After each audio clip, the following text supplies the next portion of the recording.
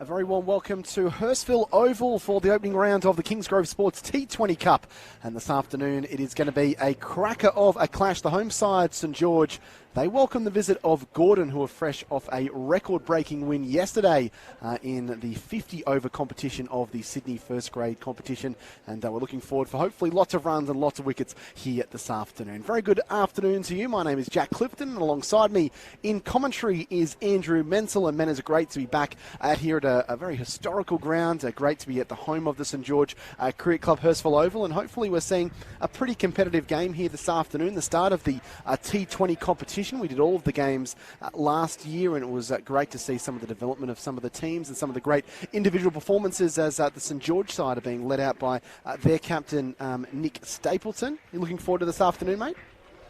Yes, good afternoon, Jack, and good afternoon, viewers. Yeah, I'm really excited. We've got two in-form sides. They've both started the McDonald's New South Wales Premier Cricket season in fine style with wins in the 50-over competition. So they both come in red-hot form, and after a long winter of lockdowns and maybe some doubts about when the season would start, it's great to be here for the Kingsgrove Sports T20 Cup, and can't wait to see these two teams battle it out. A big inclusion for St George late, with New South Wales player and former Test player Curtis Patterson being brought into the lineup, so there's a bit of star power. There is the St George side. Nicholas Stapleton, the captain, is going to be leading from the front, and Thomas Van Tempest, he'll be handling the glove work for St George this afternoon. There's the Gordon side. Dylan Hunter, the captain, fresh off a match-winning century yesterday for the Gordon Cricket Club. Max Newman, the wicketkeeper. Quincy Titterton and Ashwin Premkumar are going to be hoping to get the ball to be talking when they get a bit of a chance later this afternoon. Taj Brar, the opening batsman, wonderful 117 from just 98 deliveries yesterday. They chased down in excess of 360 against North Sydney over there in the north. It was the highest successful run trace in the history of the New South Wales Premier Cricket competition. So it is going to be Gordon that will be batting first here this afternoon. A nice smattering of fans that have made their way into the picturesque Hurstville Oval. I guess maybe not located in the heart of Hurstville CBD, but not too far away from Hurstville Westfields and all the shops and those kinds of things. So a ground that really is in the heart of this Hurstville community here this afternoon. St George, well, they probably would have looked at their performances in the Kingsgrove Sports T20 Cup last year and would have been disappointed winning just one of the 6 games that they played in. Ironically, the only win they had was the match that myself and Andrew Menzel's did when they were able to beat Sutherland Cricket Club in the local derby, and they would love to hit the ground running, whereas Menace Gordon, they tasted some success last year and probably would have been a bit disappointed to not go all the way. They made it through to the preliminary final, into the final 4. They were beaten by an upstart University of New South Wales side, but they have some very aggressive bowlers and fielders and some big hitters that can hit the ball a long way. Yeah, you're spot on, and I think we're in store for a pretty close match this afternoon. And it's a great, it's an exciting partnership between New South Wales Cricket and Fox Sports Australia that are bringing these games to you, whether you're watching on KO Freebies or on the McDonald's New South Wales Premier Cricket Match Centre. But there will be 8 Kingsgrove Sports T20 fixtures covered, including the finals, and also 6 McDonald's New South Wales Premier Cricket 50-over games for the women's side of the game. So lots of action coming from New South Wales Premier Cricket this summer. Jack and I are very excited to be here on the verge of some exciting cricket, and it's first ball. Peter Francis has the new ball, and Jamie Beckus is waiting, and he nudges away at a short of length ball outside the off stump. As you can probably hear through the microphones, quite a windy and blustery spring day here in the south of Sydney, down here at Hurstville. He's expected those wind gusts to pick up a little bit later on this afternoon at kind of the back end of Gordon's innings and potentially the start of St George's innings. So I don't think it's going to be enough that's going to give an advantage to a side either way, but be tricky conditions sometimes playing in the breeze. Francis in, and this is a good ball, beating the outside edge there of Beckus, who not a whole lot of foot movement there. Menace, feet glued to the crease. Nice bit of bounce on this pitch. It looks like a pretty good surface for them to be playing on. Hurstville, normally a high-scoring ground with the famous bike track going around the perimeter of the ground, and the St George fielders are all in, circling, putting the pressure on to start this T20 Cup season. Good day for Peter Francis yesterday. Amongst some great individual performances for St George. He collected 3 for 46 from 10 overs in their 9-wicket drubbing of Parramatta. Here he is again, and this ball is edged to Patterson at first slip, who takes a smart catch, and Beckus is on his way out for a third ball duck, and a dream start here for the St George Cricket Club. Less than 2 minutes have elapsed in this Gordon innings, and they find themselves 1 for none. Yeah, terrific delivery there by Francis, and Beckus just played at it with the hands and only found the edge. Patterson took a good low catch to his left, and Gordon are 1 for none. Great start for St George. Kind of almost feel that coming a little bit, Menace. The first 2 deliveries, Beckus hadn't shown a lot of full foot movement and kind of pushed away at deliveries.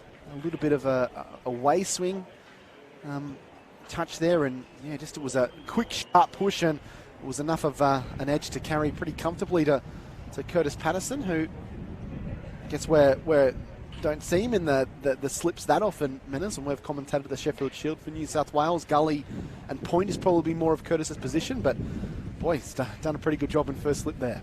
Normally when the big stars come back to grade cricket, they tell the skipper where they want to field. So Patterson happy to be in at first slip, I think, and here comes Dylan Hunter for Gordon coming to the crease. He'll be on strike, left-hander. Skipper and Taj Bra, they each other's games pretty well. They were in for a large portion of that win yesterday against North Sydney, both hitting centuries. Hunter made 137. Some marvellous innings. It took the momentum away from 139, pardon me. Took the momentum away from North Sydney. Francis in. This is well wide of the off stump, but it'll be called a wide. So Gordon will be able to register their first run of the afternoon. Just push that one well wide, Francis, and Gordon off the mark. Keep talking about Gordon's terrific performance yesterday, but St George didn't do too badly. They were set a target of 220 and got there with only 1 down, with Nikitaris and McDonald scoring hundreds. Francis again well wide. This will be another wide, so taking that initial wicket, just struggling with his accuracy a touch here. Yeah, the switch from a right-hander to a left-hander causing Francis a few problems. But yeah, as I was saying, both teams with big wins yesterday. So, really tight tussle, I think, this afternoon. This ground, though, you really need to get, I think, above 160 to be competitive. Anything below that, chasing, you'll feel pretty confident. Short boundaries. Good ball by Francis, closer to the off stump, and watchfully left alone there by the captain Hunter. A wonderful performance by St George yesterday. It's been, I guess, a little bit of a different Premier Cricket season for a lot of these players. No 2-day games until at least next year, so they've had back-to-back 50-over games to start the season, which maybe makes it a little bit of an easier adjustment to playing in the T20 Cup when you go from generally playing 96 overs a day to playing 20 overs the next day. Francis to Hunter, who flicks this one, or attempts to flick it, but it's well kept there by Van Tempest, but will be a wide. Swung down the leg side, so a bit of movement here for Peter Francis. Bit of swing combined with this stiff breeze coming across the ground has just meant Francis has lost his line a little bit early. 3 extras for Gordon so far. Tinge of green on this pitch.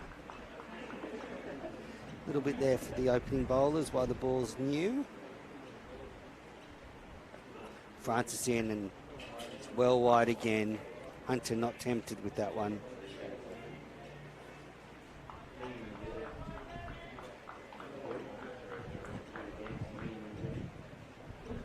So 1 for 3 in his first over. A bit of an elongated opening over with a couple of wides here from Peter Francis. Still no runs to come off the bat as of yet. Hunter and Bra out in the middle. Francis to Hunter, he punches out through mid-wicket. Good powerful shot, and will race down to the mid-wicket fence for 4. So the first boundary and the first runs off the bat for the visitors, and that'll be a confidence boost for them. Hunter moves along to 4, and at the end of the first over, Gordon a 1 for 7. That ball raced along the carpet to the boundary, so you're going to get value for your shots here this afternoon. That was a lovely shot from Hunter, just playing across the line, a little bit too straight from Francis. And well, if this is a sign of things to come in the Kingsgrove Sports T20 Cup coverage, we're in for an exciting season because we've had a wicket, 7 runs, 3 wides in the first over. Beautiful shot to end it by Hunter. And now a spinner to start things off from the Ray Lindwell end. Caleb Phillips into the attack, the talented all-rounder. Hails from the ACT, Canberra region. He's been a really good performer for St George in all formats over the last couple of seasons. Played a little bit of second 11 cricket for New South Wales as well. So certainly seen as a real star of the future. We'll see him with the bat a little bit later on today, but a very accomplished off-spinner as well. He's going to come around the wicket here to Taj Brar. He'll face his first delivery of the innings, tucks it around the corner. Won't be able to pick up a single though. For those wondering how the Kingsgrove Sports T20 Cup is structured, there's 2 conferences. From the back foot again, working around the corner. Good running. See them pick up a single, despite a shy at the non-striker's end. Smart fielding there. Yeah, there's the Sydney Sixers Conference, which these 2 teams are a part of. And there's the Sydney Thunder Conference. The grade clubs are split up into those 2. And then the top 4 in each group goes through to the quarterfinals at the end of summer, or at the end of the competition.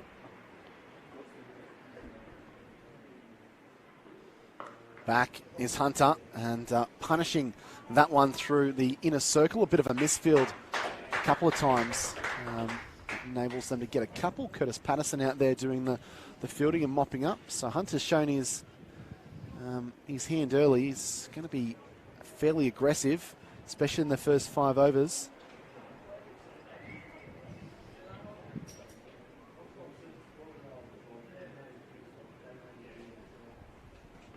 Advancing this time and driving on the up, but can't pierce the field on this occasion. As Jack was saying before play, that Gordon made it through to the semi-finals of this competition last year. St George didn't make it out of the group stage. Phillips in, Hunter back, cutting forcefully and well-timed. Well fielded on the edge of the circle. They've got that offside stacked, especially out that cover point region.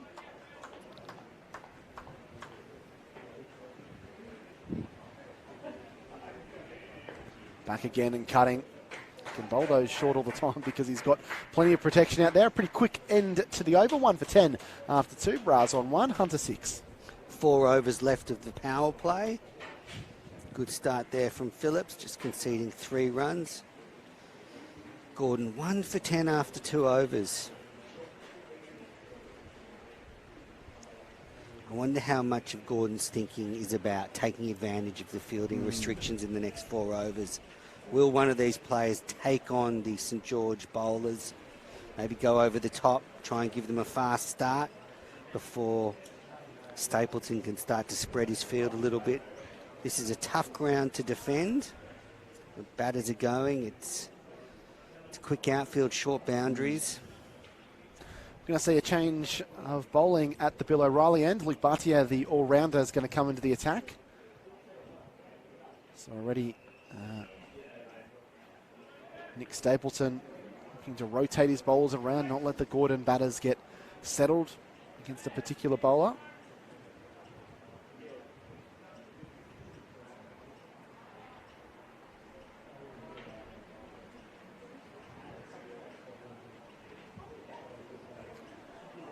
So Taj Brar to face the music here from Bhatia.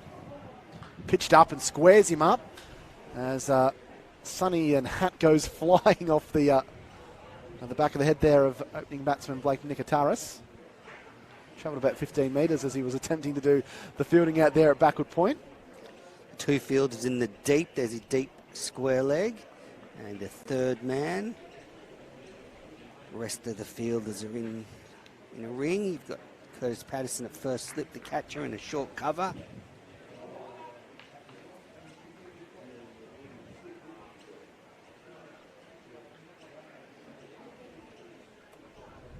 This one driven beautifully.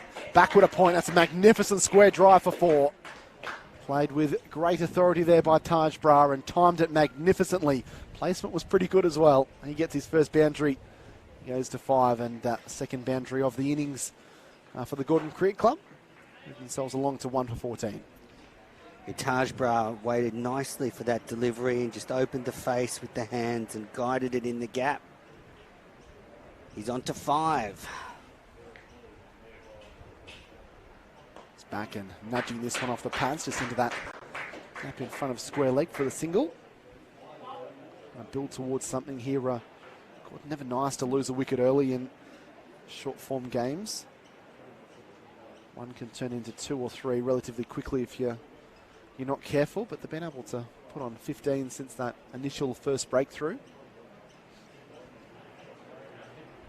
It's a momentous day in the history of T20 cricket in this country, Jack, with Australia set to take on New Zealand in the World Cup final early tomorrow morning. Of course, on KO Sports and Fox Cricket. It's lent on by Hunter. Really well timed again. He'll get at least a couple here. Won't go all the way to the rope as Nikitaris does the fielding out there. And they get back for 2. So Hunter's already moved to a runnable 8. Brar is 6 not out from 5. 7 have come from this first Luke Bhatia over with still 2 balls remaining. So a fairly productive over here for Gordon as their run rate has just popped up above 7 runs per over. Short, and this ball slammed beautifully through mid-wicket. One bounce crashes into the advertising boardings for 4. That's a great shot there from Hunter. Far too short from Bhatia, and that was slapped.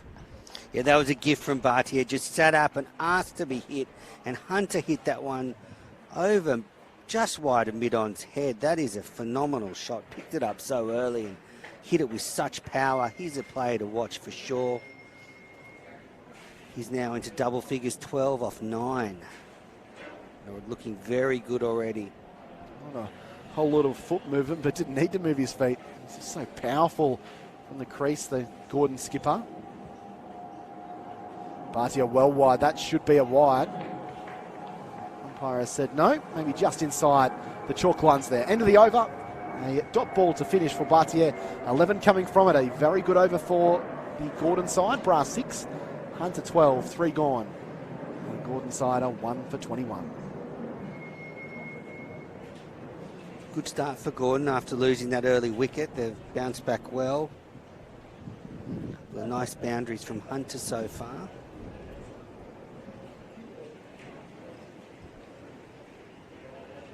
And this, Kingsgrove Sports T20 Cup can be a real springboard for some of these players to getting there, getting in front of the selectors for the Sydney Thunder and the Sydney Sixers and the Big Bash. We've seen a lot of players start here and go on to have stunning performances in the Big Bash. You look at Ben Menenti from the Sydney Cricket Club. He was able to pick up a contract with the Sixers, have some success there, and then he pops up playing the Marsh One Day Cup down in Tasmania. It can lead to much other things apart from BBL contracts as well. Nick Stapleton, the skipper's in. And the first ball just tucked away nicely there through third man by Brar for the single. He looks in good touch, Brar, doesn't he? The way he just confidently waited for that and just opened the face. He probably knows his role here as well, especially with the skipper Dylan Hunter going at a fair rate of knots. Getting him on strike is probably paramount, especially through this power play menace. Recovered well, Gordon. Love to take control of that, but here's the wily skipper, Stapleton. Shorter length and slammed in the air. It's going to go all the way for 6 with a fine effort on the rope.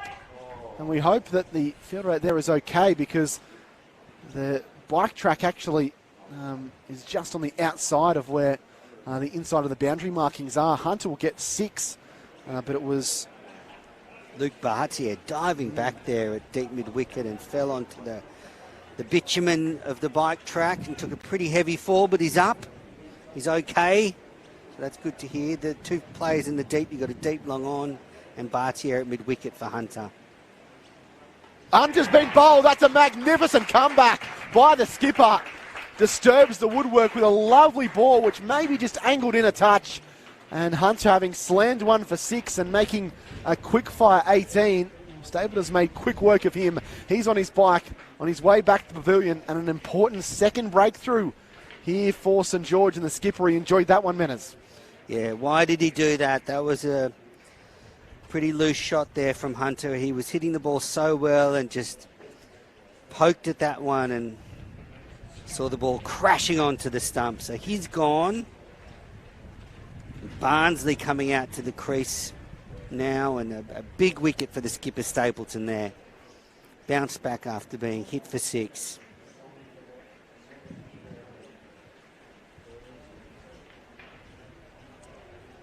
So St George, 2 early wickets, 2 for 28 Gordon in the 4th over. This match delicately poised. They do say if you lose 3 wickets in the power play, it can be very hard to recover. So St George have 2. Can they nab another one on their home turf? Stapleton bowling from the Ray Lindwall end. Yeah, the skipper available with bat and ball, and that was a really important breakthrough, that one, because it looked like Hunter might continue to unleash, having just got it over the head of Bartier for a 6 the previous ball. In comes Stapleton once more. Pitched up and driven uppishly, but steered through that gap at backward point. Down to third man for the single. So Barnsley gets off the mark straight away. He's on 1. And Bra, the opener, who's been out there since the start, has only had an opportunity to face 6 deliveries.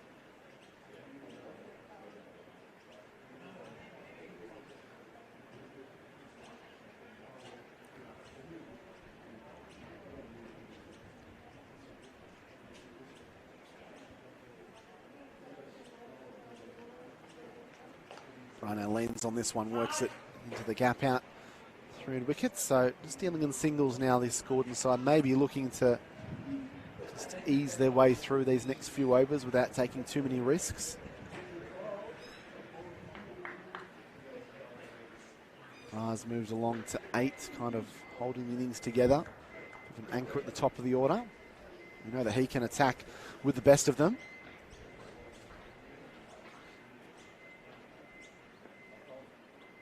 And Barnsley, well, I'm sure he was trying to steer that out on the offside. It ends up coming off the inside edge and dribbling onto the onside. So pretty good over in the end there from Nick Stapleton.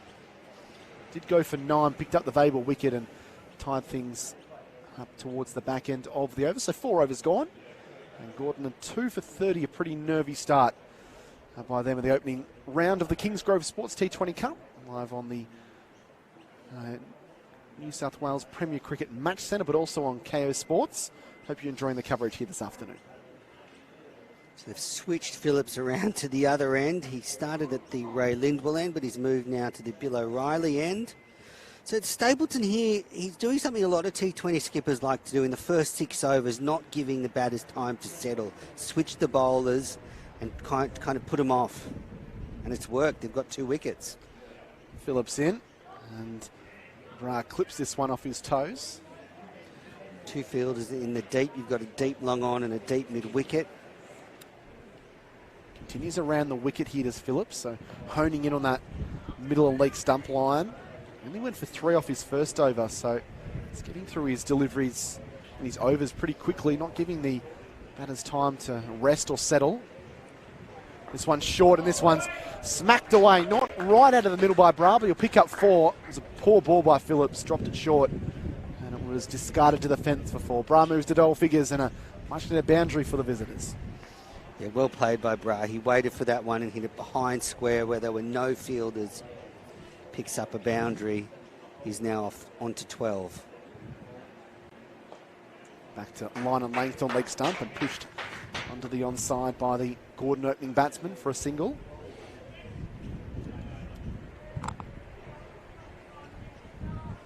So 2 for 35 for the visitors. Decided to bat first here this afternoon. Sun-soaked Hurstville Oval. back and looking to cut that one back with a point was Barnsley, but a plainer miss outside the off peg. Yeah, wrong length for that shot. Just too full to be trying to play that. And he's tempted though. There's no third man, so there's a big gap there. He's just dropped that one. It's back with a point. So they pick up a single. Smart cricket there by Barnsley to finish the over. So 5 overs gone here in the opening round of the Kingsgrove Sports T20 Cup. Jack Clifton and Andrew Menzel guiding you through the coverage. Taj Brar 13 and Barnsley unbeaten on 2 for 36 after 5. I guess it should be noted that a lot of these players wouldn't have had the preparation they'd be used to going into a McDonald's New South Wales Premier Cricket summer with the restrictions in Sydney. It was a late start to training. I think some of the players might have not minded missing a bit of the pre-season. Yeah. Some can be a bit punishing when you get back out there and on the cold afternoons. But yeah, certainly not the preparation they'd be used to. So, but great to see them back out.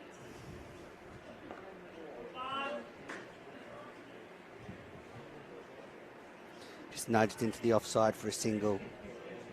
Score now 2 for 37. Francis beginning here from the Ray Lindwell end. He bowled the first over and picked up a wicket. Then he was taken off and now back on this end. Brar on strike. He's on 13. This looks good. Francis in. It's full and driven, uppishly, not timed. Wasn't too far away from getting that a little bit wrong there, Taj Brar. Francis back on into his second over. He's, as I mentioned, took some wickets yesterday and got a wicket in the opening over for St George. And that's just a bit of a testing length, that one. That short of a length one that maybe just bounces a little bit more. It's a real key to this St George outfit is Peter Francis. Here he is, wearing the number 13 on his back, delivers, and Brar pokes into the offside and they set off for a quick single. He's on to 14, brings Barnsley on to strike, who's on 3. I guess you wouldn't go as far as saying it's rebuilding for Gordon, but they're probably just looking to maybe just ease their way through these next few overs, Menners, keep wickets intact, pick up the ones and twos where they can, maybe put the occasional ball away for a boundary. Run rate's fairly healthy at 6.9 runs per over. Can't afford to lose too many more wickets in these next few overs, though. Barnsley pokes that to gully and they set off for another single. Score now 2 for 39. This is the last over of the power play, and then Nick Stapleton, the St George captain, can put a few more fielders outside the circle. But at the moment, just 2 fielders back at the moment, a deep square leg and a third man. I think St George will be pretty happy with how the power play's gone so far, Menners. Yeah, definitely. Those 2 wickets slowed Gordon down a little. Here's Francis, and that's wrapped him on the pads. There's a big appeal. And a leg by there for Brar. That ball looked to be just heading down leg side.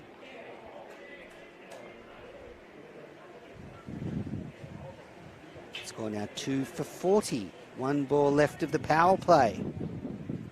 Brar survives. Yeah, got a big stride in there, Taj Brar. I feel like he's batting outside his crease as well. So pretty decent stride forward, but I think he might have been right. Maybe just sliding down leg.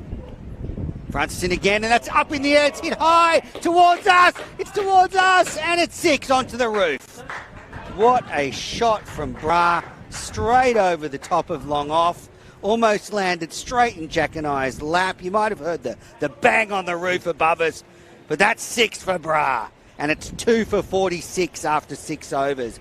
Wow. Nice way to end the power play if you're Gordon. It was a wonderful shot there from, was it Brar or Barnsley? Barnsley. Barnsley certainly got under that one. It was in the air for a while and thought it might have just snuck under the awning here at Hurstville Oval where we're seated.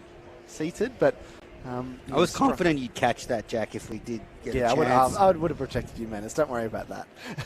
But a very good shot by Barnsley, and yeah, that's a nice way to end the power play if you're Gordon. That that run rate up above 7.5 and over, and we've already seen a couple of big shots already here this afternoon. Barnsley's dashed to 10 off 7, Bra 14 off 14. Good way to end the power play, as you say. Gets them up above 7 runs per over. But now Stapleton can spread the field a bit, and he has. So with the spinner Moores being brought on to bowl, there's a deep backward square leg, a deep mid-wicket, a long on, long off, and a deep cover. There is 2 fielders at point, and Bra is on strike.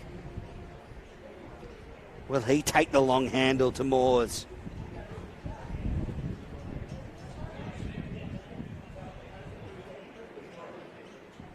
That's a wide, push down leg side.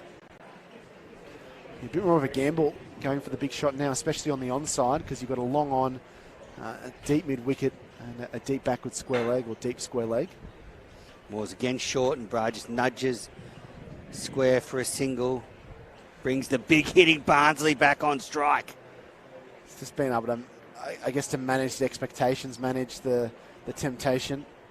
If they're smart about it, you can do that onside region, probably pick up 1 or 2 almost every ball if you're able to get some connection on it.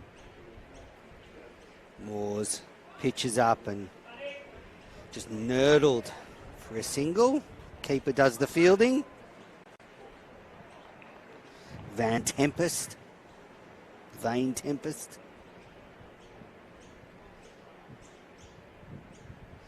We saw St George in the 50 over comp, didn't we, last year, or was it? Yeah, that's right.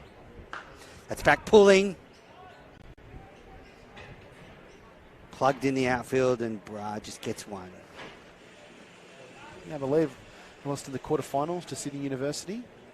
They're at Drummoyne Oval.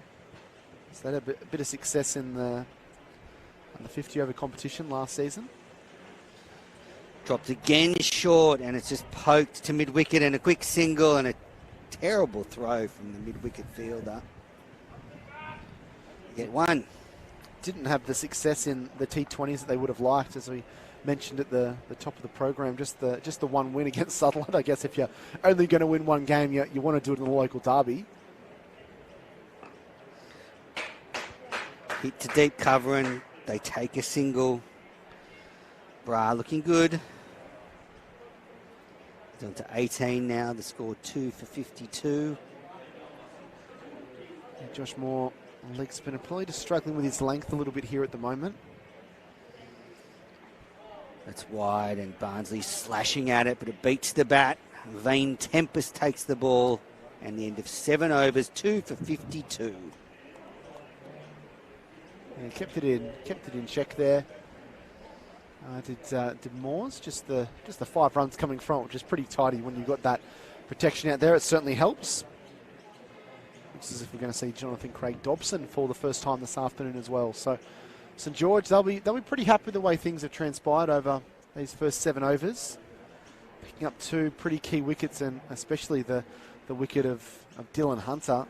He was going at some rate, and especially after the way he batted yesterday, they would have been pleased to see the back of him. It's almost been run-a-ball type stuff since then from both Bra and Barnsley. They were developing into quite a handy little partnership here. Here is Craig Dobson from the Ray Lindwall end. Steams in, a full ball, and pushed into the covers for a single.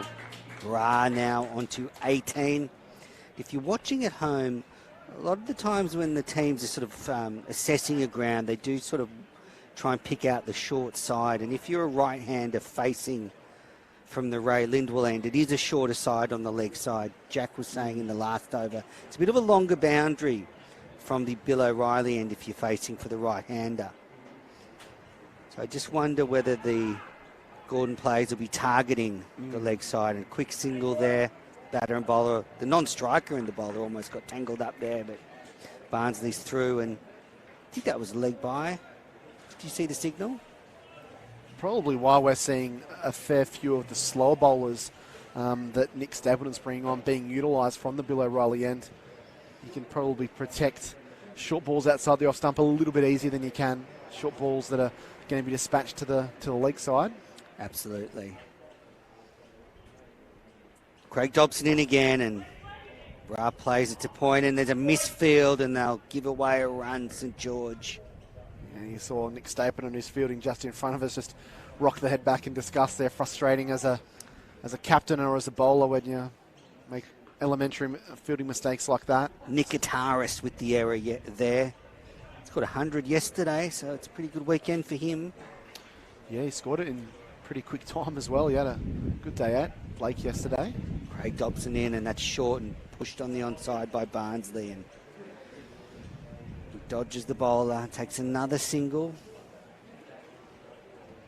Scored 2 for 56 in the 8th over. An enthralling contest already, two evenly matched sides who match up pretty well against each other. Not a lot between them. Here is Jonathan Craig Dobson. Pitched up and slashed at that one, and Bra almost got an edge to the keeper, and he throws his head back in disgust. Lost his shape there with the shot and ended up playing and missing. Bit of a change in the field. Bringing in the deep mid-wicket, and so now there's just two fielders on the deep on the onside, a deep backward square and a deep long on, and now they've dropped mid-off back to long off. Seeing that Bra's hitting through the ball, and it's a full ball and gets past Nikitaris again at point. And Bra gets another single. He's on to 20. He scored 2 for 57. Yeah, you feel it's going to be something that's going to happen in these next couple of overs, man, as we saw Bra get maybe a little bit frustrated there. The second last ball, he flayed wildly at one outside the off stump, and even that ball, a full and wide delivery outside the off stump. He threw absolutely everything into it. So you feel that maybe a breakthrough or a big shot is coming. I think at 20 overs, and you think, yes, so it's hardly any overs, but we're only 8 overs in. There's still so much more time left in this innings for Gordon. Joshua Moore's drops short again, and Bra slashes at it to deep point. They get a single. He's quite a quick leg spinner, Moores, isn't he?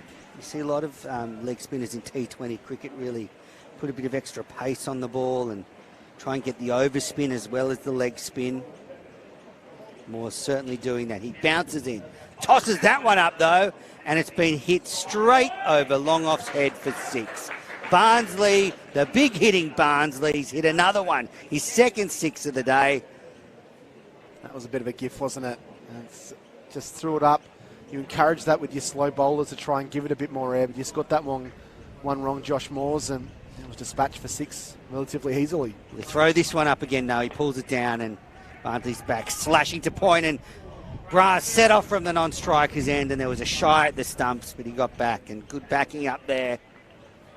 Well, Barnsley, if there's anything a little bit offline, over-pitched or under-pitched, he's going to dispatch it. He's got a great eye. Moore's thrown that up again, but it's pushed down leg side, and Vane Tempest did well to stop that one. Barnsley's 18 off 14 deliveries on strike. Lining up Moores, who drops it again short, and that's off the outside edge to backward point. And they take a quick single, brings Bra on strike. He's done pretty well with his field placements here, Nick Stapleton, and the fact that he's got a point and a backward point. So if Moores drops short, there's probably not... Pushed into that region again, and no run. Good comeback from Moores after being slapped for 6 over mid-off. Not a whole lot these Gordon batters can do. You can wait for it and try and dispatch it really late, but then there's that obvious chance of maybe flicking one through to the keeper. Some interesting footwork there from Bra. He moved well outside of the off stump and hit it backward square for a single. Yeah, that was quite innovative, wasn't it? We probably see shots more like that when we watch the Big Bash than in Sydney grade cricket, but he's trying to do things. It's good to see from a young batsman shuffling around the crease, trying to push the bowlers off their line and length and their rhythm and all of those things. 2 for 67 after 9 overs here at Hurstville Oval. I'm Andrew Menslum with Jack Clifton. This is part of the extended coverage of McDonald's New South Wales Premier Cricket. The first of many games being covered on the match centre and on KO freebies.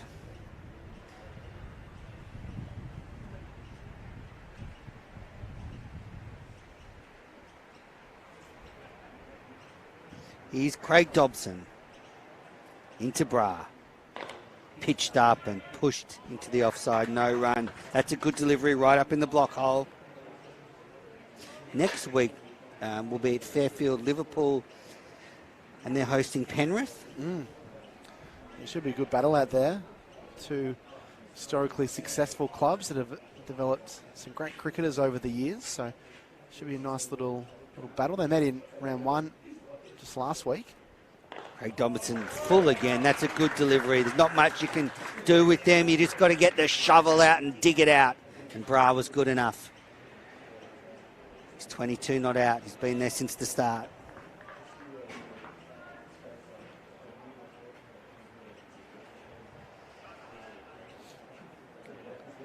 Here's Craig Dobson. Delivers. It's whipped through mid-wicket. An arrogant shot there. They just get one, but it deserved more. Bra on to 23.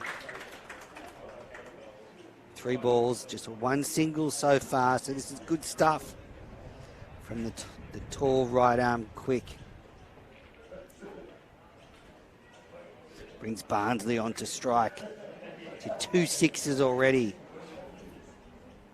Can he add a third to that tally? Hunched over, stands up, slashes at that full ball. No run. Well, Barnsley connects on some of these. They're gonna travel outside of the postcode of Hurstville. Might even make their way to the Tormonkins Bridge. He's throwing the kitchen sink and then some at them, but it's entertaining cricket at the moment. St George trying their best to, I guess, keep this run rate down and maybe try and get another breakthrough. And Bra and Barnsley are trying to make this ball disappear. And they've had some success doing it with a score at 2 for 68. Here comes Craig Dobson. Barnsley on strike, and another excellently bowled delivery that can just be squirted out to short, fine leg. Barnsley gets a single. He's on to 20 of 17 deliveries. St George coming back into this contest nicely. Keeping this run rate to around 7, which they'll feel pretty confident chasing. Here's Craig Dobson. Full ball, and Barnsley hits to deep cover. The sweeper out there and gets a single, and that's the end of 10 overs here. It's 2 for 70.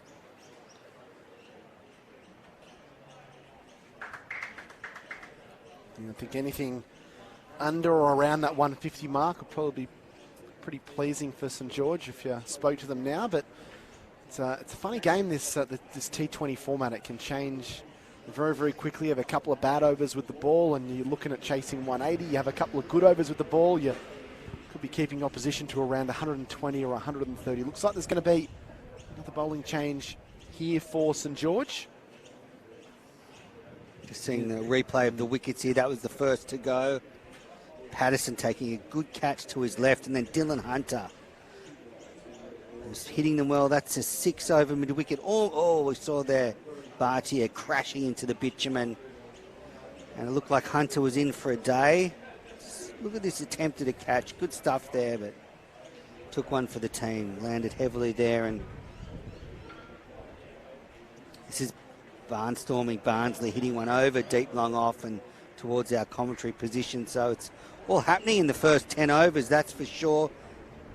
And comes Joe Graham, his first throw at the bowling crease, and knocked onto the offside there by Bra for the single. I would say honours pretty even at the moment, Jack. Gordon will be hoping they can launch an onslaught. And they go for it this time. Barnsley going high and handsome all the way for 6. Just evades Caleb Phillips down there on the long off boundary. Got just enough on it to lift it over the head there of the St George all-rounder. And Barnsley gets another 6 next to his name. Well, bashing Barnsley's done it again. 3 sixes here. He's taking the long handle to this St George attack, and that was tossed up there, tempting him. And looked there for a minute that Phillips might be interested at long off, but it just had a little bit too much carry on it, and they're now trying to fetch the ball from the neighbouring streets, and it's tossed back. And Barnsley now. He's on 26 off 18 deliveries. Big Bash Club should take note of this young fella. All right, he's facing up again. Let's see what Joe Graham has in store. Around the wicket, and Barnsley just back to nudging this one just in front of square leg for the single. Smart cricket there from the Gordon number 4. Run rate 7.6 runs per over, 2 for 78 in the 11th over. Graham now to Taj Brar, who's looking to sweep across the line and beats him with a good delivery there to Graham. Yeah, Brar was going the slog sweep there over mid-wicket and didn't connect. There is a deep mid-wicket in, so it's a risky shot if he takes him on. Wonder if while Barnsley's going so well, Brar's just better off nudging the single. He's advancing now and driving down the ground. It's parried away there by Joe Graham. A couple of good deliveries here to almost finish up his opening over. That was a good stop by Nikitaris in there, short on the onside.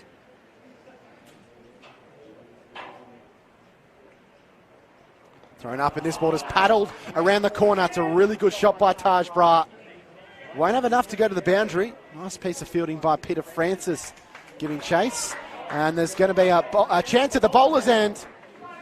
But unfortunately, there was a couple of opportunities there for St George, but just didn't fall their way. And they're able to scamper through and pick up 3 there. And to end a pretty dramatic over, it must be said, Andrew Menzel. Yeah, Brar on 28 and Barnsley 27, 2 for 81 after 11. Very aggressive running there with them looking to take an extra run on the throw. Barnsley coming back there when he saw Francis. The ball slipped out the throw and just ended up rolling along the ground. So Barnsley took off, and that left Brar with a lot to do to get up to the non-striker's end, and in the end just beat the throw from Vane Tempest. It was an interesting passage of play, that's for sure. Luke Bartier back into the attack. Yep. Middle order batsman that's a pretty handy medium pacer we called upon with a bat this afternoon. It's going to be an interesting run chase as a few more fans probably just wander in. A bit of a lazy Sunday afternoon. Bartier pitches up and slammed out into the offside. There's a chance at the non-strikers end. Phillips let fly. Would have been close if it was a direct hit, but Taj Brar was able to get home. Yeah, good running. The Gordon players know that this is a high-scoring ground, so it's time to start taking a few risks. They've laid the platform. They've only lost 2 wickets, and after losing 2 quite early, that's a good result. Now they've got to kick on. Here's Barnsley. Faison Barnsley slaps that upperly out through extra cover. Well timed, but picks out the sweeper in the deep, which is Jonathan Craig Dobson does the fielding. Yeah, you're right, Menners. It's taken some risks, so this partnership, but it just continues to flourish and bear fruit, and more runs continue to come, and certainly setting up for maybe doubling this 83 in these last 8.5 overs. 160 probably is what they're aiming for. And a rare dot ball amongst all that. Right in the block hole again, Brar. Couldn't do anything with it. 2 for 83, Brar 29 off 34, Barnsley 28 off 20. You feel that Barnsley's probably the one that's going to be probably more of the aggressor. Taj Brar's trying to do it, but it's played more of an anchor role in his 29 from 34. And Brar goes for it this time, lofts it down towards the skipper, Stapleton. Just didn't quite carry to him. He let it bounce in front of him, and Brar picks up a single. He's doing his best to push that run rate as the opener. Just getting the timing quite right with a couple of these strokes. He was looking to hit that one in the gap between long off and the sweeper on the offside, but just couldn't get it properly and fell short of long off. Taking single, brings Barnsley back onto strike. Barnsley versus Bartier. And Barnsley laces that one. Well fielded on the edge of the circle. He's seeing them well, that's for sure, Barnsley, because that was a pretty handy delivery, but he waited for it and timed it, but couldn't get it past the fielder at point there. It's almost like if you feel that if Barnsley bats for the rest of this innings, or at least the next 4 or 5 minutes, and they're going to push pretty close to that 150, 160 mark they're probably looking for on a field like this with such an electric outfield. Bartier to Barnsley. Barnsley lofts over the top, gets it not out of the middle, but finds the gap out towards the cover boundary, and fielded out there by Dobson, and they pick up a couple to finish the over there. So that's a pretty good over there from Luke Bartier, keeping things relatively tight. 2 for 86 after 12. 30 Barnsley 28. Yeah, the outfield's not quite as quick as I first thought. It's still a bit soft, so that ball sort of plugged a little bit. It sort of runs quickly along the grass, but there's still a bit of moisture. Sydney's had quite a bit of rain on and off in the last couple of weeks, so maybe if they can get to 150, that's going to be enough. As you were saying, Jack, that's probably what they're aiming for.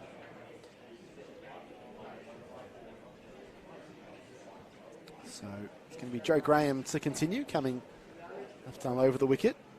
And this ball has been hit almost into space. That is high and huge. A St George man underneath it. It's the skipper, Stapleton, and he takes a very safe catch for an important breakthrough for St George. Taj Brar trying to elevate the run rate. He's tried in vain, inevitably, unfortunately for the opener. He departs for 30, and the third wicket of Gordon departs with a score at 86. Yeah, good delivery there. Just beat him in flight, and Brar took on the fielder at deep mid-wicket and couldn't beat him. It went high, as you said, Jack, and a good catch from the man out there. That was a difficult one against the cloudy sky. And that brings Newman to the crease to join Barnsley. And good innings there from Taj Brar. He set it up, he laid the foundation, and he's tried to increase the run rate. Didn't quite get hold of it. See there, he kind of just stood up a bit on that one, and in the end, a pretty good catch. Well, that's what you want, don't you, Menners, in the short form. You want players kind of going for it, and the last thing you want is someone occupying another 10 or 15 balls that could be used for someone down the order to potentially create something. But it does bring the wicketkeeper to the crease, Max Newman. He's going to be at the non-strikers end, I believe. Correct. And it's going to be Lachlan Barnsley on strike. He faces Graham, and he's forward and edging this one out through gully for a single. Squared him up a touch there. Some good flight from the St George spinner.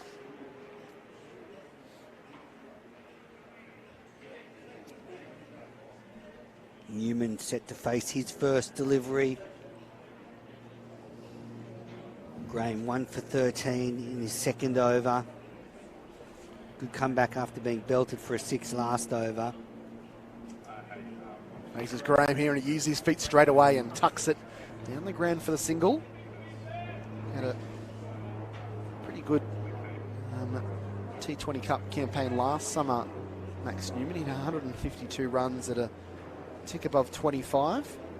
And also hit 44 against Sutherland in the quarterfinal, which helped them advance to the semi-final stage. And Barnsley sweeping, getting this one fine. Won't get it to the rope, but he'll get at least a couple here. Francis just losing track of the ball a little bit, but they do get home comfortably for 2. Line a bit wrong there from Joe Graham. Francis putting in 110% effort with that one. Steaming after the ball. Barnsley waits for Graham here. He's forward, tucking it onto the onside. And again, good bit of running by this pair. They scurry through for the single. So 5 runs from the over and a wicket thus far at this over. 1 ball to come. I wonder if part of Barnsley wants to take on Francis, but with that wicket falling earlier in the over, you don't want to lose two set batsmen close together in T20 cricket. Newman on strike. Advances does Newman, punches it straight back to Graham. So a very good over for the St George spinner. 5 runs and a wicket coming from that, the 13th over. 3 for 91, Gordon batting first. Barnsley 34 from 25. Newman 1 unbeaten from 2. Just some clouds coming across the ground here at Hurstville, making it a pleasant setting for this match and good conditions for the players. Not too hot. We just see the bowling figures so far. Peter Francis 1 for 16. Caleb Phillips, probably the pick of the bowlers, none for 9. Luke Bartier, none for 16. Nicholas Stapleton, 1 for 9. Joshua Moores, none for 15. Jonathan Craig Dobson, none for 7. He's bowled well as well. And Joe Graham, 1 for 16 off 2, picking up a wicket last over. Here comes the skipper, Nick Stapleton. Pitches up, and this ball lofted over the infield there. Backward point going down towards the boundary, and gets enough of it to pick up a boundary. So just that width there given by the skipper to Barnsley, and he freed the arms nicely to pick up 4 manners. Yeah, lovely classical square drive and well placed. Barnsley now 38 of just 26 deliveries. This has been a fine hand so far. He's the key at the moment, isn't he? Stapleton in, and Barnsley 4 driving nicely. Great piece of fielding by Caleb Phillips. Saved at least a run there. It would have been at least 2 if he'd got it through that gap. A couple of the sweepers having to come in and support. He's made a couple of really good stops here, Caleb Phillips, as well as bowling 2 pretty good overs with his off spin. Just trying to keep things in check at the moment. Brings the new man, Max Newman, onto strike.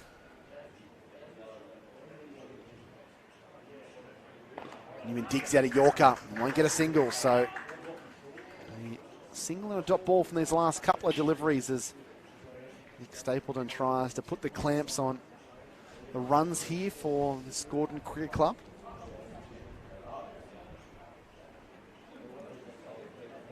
Yeah, fine delivery. Nothing the batter could do with that one. The diminutive little wicket keeper on strike. Probably just trying to get Barnsley back on, who's having a day so far. It's forward and he slams this one out through cover. It was really well timed and probably deserved 4 for it. He only gets a single. Positive start here for Newman. That'll make him feel a bit more confident. He's on to 2. Barnsley 39 from 27. That $100 still eluding them for the time being. That run rate's dipped down to 7.2. They're certainly looking to be a bit more aggressive now on this Gordon side. Slow ball by Stapleton, dropped onto the offside by Barnsley for the single. Yeah, nice change of pace there from Stapleton, and Barnsley waited for it. Just took a single. He's into the 40s now. Barnsley 40 off 28.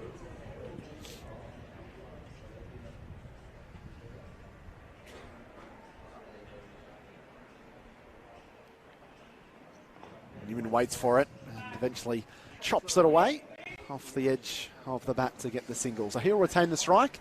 6 overs remaining of the allotted overs here for Gordon. They are 3 for 99. And with Newman on 3 and Barnsley 40.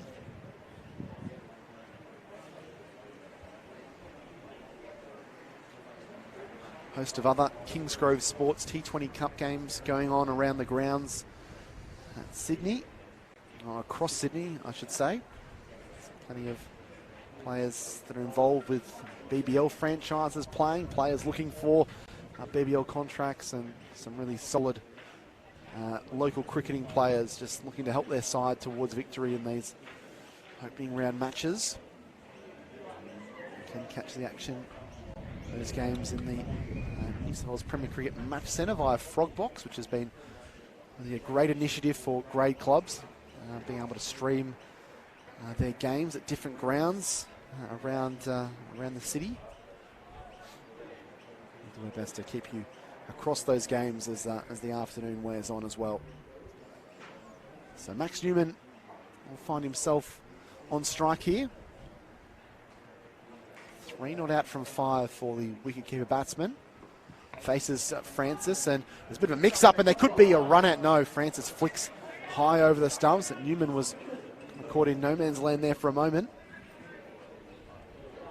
Comes up with a very high and upright action, does Peter Francis.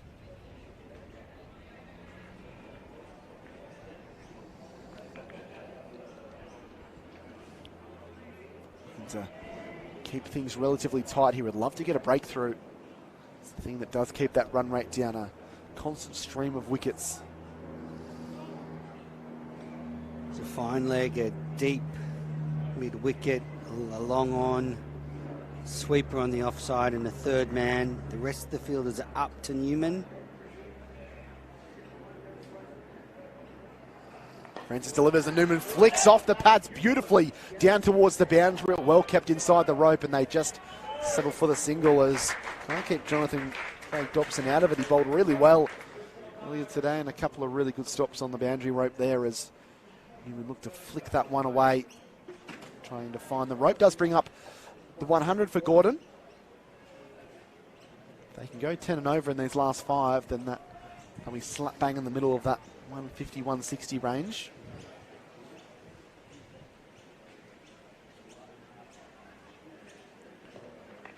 Here's Barnsley, digs this one out. There's a bit of a mix-up. Newman will be able to get home fairly comfortably as Blake Nikitaris decides not to unleash a throw. Now, Jack, you were saying that there are other games going on. One game did start a bit earlier. And it looks like Randwick Petersham looks set to get the first victory of the Kingsgrove Sports T20 Cup. They bowled out Manly Warringah for just 104, with Jack Edwards and Jay Lenton both out for ducks. Golly Davies might have been in that lineup as well. And this ball has been hammered high into the air.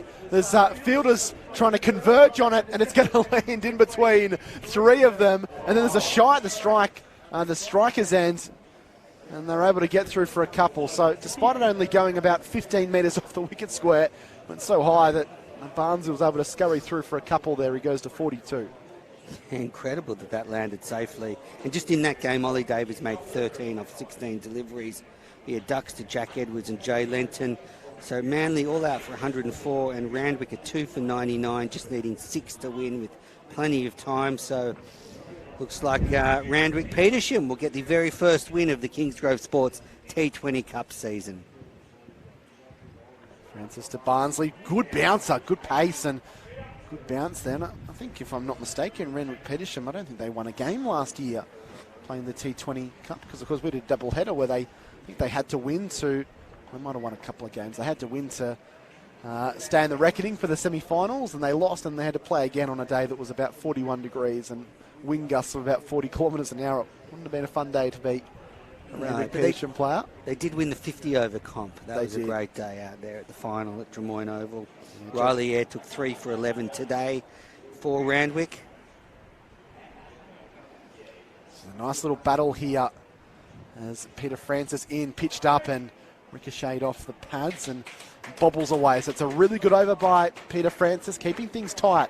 3 overs for him, 1 for 19, and 5 overs remaining in the innings here for Gordon. They're 3 for 102.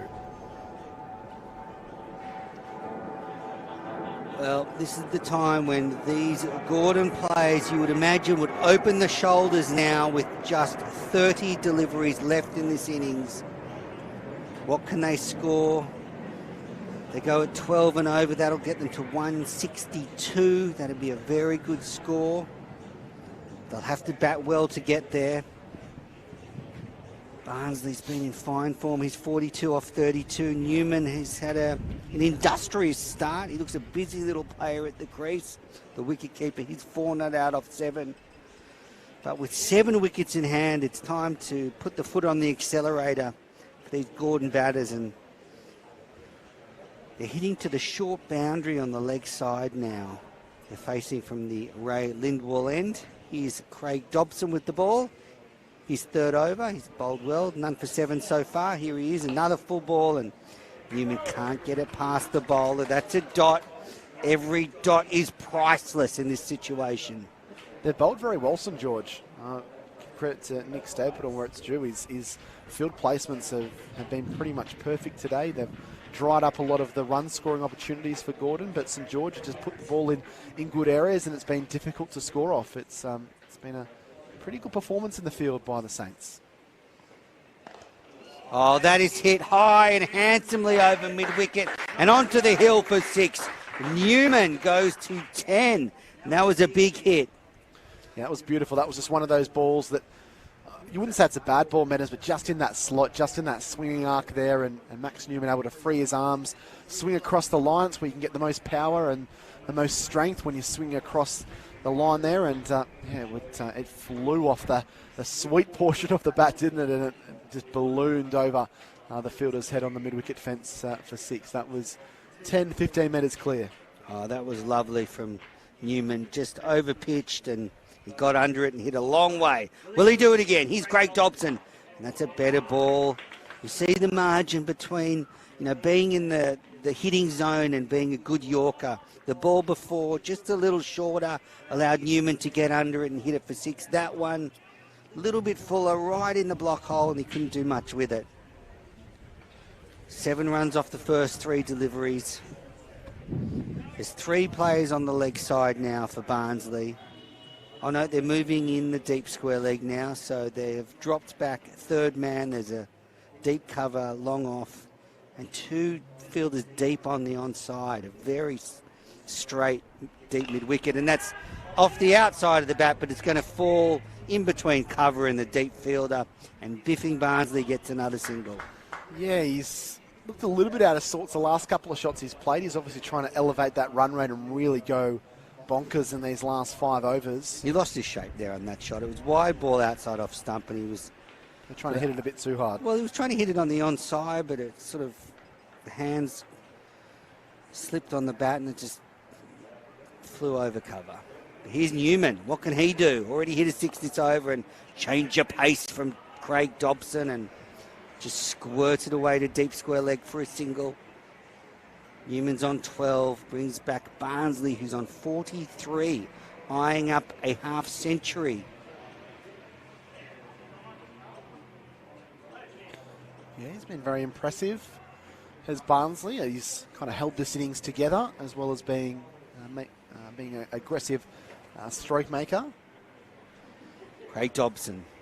Barnsley slashes over cover. The fielder's running around, and good stop. And they just get one. That was Bartier who's patrolling that deep cover position. At the end of the 16th over, it's 3 for 111. Barnsley's on 44, Newman's on 12. Barnsley will be starting the next over on strike. He's going to come straight into the attack as well. Luke Bartier takes the floppy wide brim hat off, and he's now got a job to do with the ball.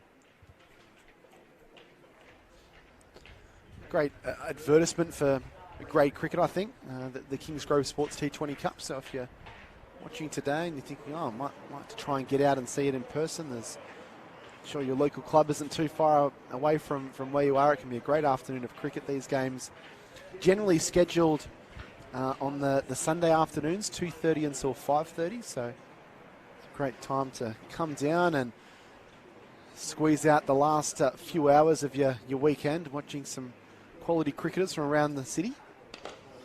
Full ball, full toss, and Barnsley just whips it on the onside. And they're coming back for 2. The throw's coming in, but Bartier can't collect the return. And Newman's safe at the non-striker's end. 2 more. 3 for 114. Yeah, well, you can be aggressive by trying to hit every ball to the boundary, but you can also be aggressive with your running. And that puts pressure back on the fielding units. That's some good cricket there, although a little bit risky by Gordon. Bartier in from the O'Reilly end, and Barnsley waits and just steers it for a single. Brings Newman on to strike. Barnsley's now on to 47, closing in on a half century. You spoke about the Sunday afternoon fixturing. It's great vibes at the it's fantastic. New South Wales Premier Cricket Grounds. I've been surprised how many fans get out to the games. The local families and friends turn up. It's a fun afternoon. Here's Newman on strike to Bartier. Drives to mid-off. They set off and it gets past the fielder. That's that pressure I'm talking about, Menners. You're racing, you think you've got a chance for a run out, and all of a sudden it ricochets off your hand and they get an extra run. Yeah, helped Australia into the World Cup final. They kept doing that to Pakistan the other night, taking on the fields, and there were plenty of run-out chances missed. It's not easy when the batters are bearing down at you. It's not just the batters and bowlers, they're under pressure at this stage of the innings either. Bartier and Newman, the full ball, and a bit slower, and he didn't time it and just squirts off the inside edge, and they take a single. St George skipper knows where Newman's power comes from, because when he's on strike, there's 4 fielders on the deep on the onside, no one in the ring, and just the one fielder on the deep on the onside that's actually for both these players. Bartier, heavy leg side protection. Barnsley on strike. It's a full toss and it's hit straight up in the air. No one will get there because there's no one in the ring, and they get a single. All 4 fielders are on the boundary on the onside. So expert placement there from Barnsley. I'm not sure he meant it, but I think he's done it 3 or 4 times just today. Chipped it, a little chip shot into the green, and the fielder rushed him, but he never had a chance. One more. He's on 48. Newman's on strike on 15. Can he hit another 6? 4 fielders in the deep on the onside. That's a quicker ball. Squirts through the point region, and that's going to run away. The fielder dives, and he hasn't been able to save it. He got a hand to it, but it squirted away, and that's 4 for Newman. It's always the danger when you stack one side of the field. Boundary to end the 17th over. As it gets a little murky here at Hurstville Oval. Yeah, just looking at the clouds over there, man, it's quite dark. There is no scheduled rainfall that we know of, but it has got quite dark over that side. It's quite a contrast, because on the other side of Hurstville Oval, the Dora Street side, it's probably more blue sky than dark sky. But just the fielder diving there and tries to stop it with his feet. Kicks it back once, but then gets away from him and goes over the boundary. So I don't think they'll be calling him up for the Socceroos anytime soon. So we've got 3 overs left, 123 on the board. So still 7 wickets left in the shed. So they're going to have opportunity to really try and launch here. Need 27 if they want to get to that kind of magic 150 number. So that's 9-0 from here, which obviously is definitely within the realms of possibilities. We see Jonathan Craig Dobson return into the attack minutes. Barnsley stands upright, just squirts it in the gap, and they should get 2 here. Yes, good fielding from the third man. He was quick to the ball and a good return, and he's kept Barnsley off strike. Yeah, Curtis Patterson down there doing some great piece of fielding down on the boundary. I thought that was 2 for all money. Curtis Patterson got married in the off-season. Newman on strike. And that's hit for 6. A full toss, and it was a gift, and he's put it onto the hill over square leg. A big hit from Newman. That's his second 6 of the innings. We'll see from Dobson. It was just right at waist height, close to a no ball, but probably just under waist height. And Newman now on to 25 off 15 deliveries. He's really accelerated in these last couple of overs. And now they're looking for the ball in the bushes.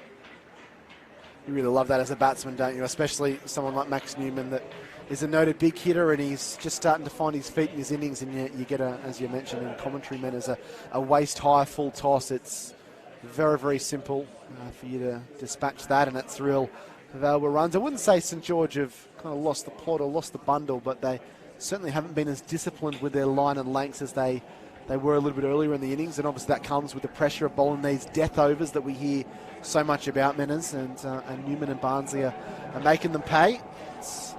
It can just really help you when you get a 4 or a 6 in the early balls of the over. It can just really set up that over to be a big one where you can cash in and get 12 or 15. Absolutely, and that run rate now at 7.5, so they're on track for 150. Here's Craig Dobson, full ball, and Newman hits to cover. There's a diving stop there, and they just get 1 run. Brings Barnsley on to strike, who's on 49. Just 1 away from a half century. He deserves it. He's pretty much been the aggressor from ball 1 since he's come in.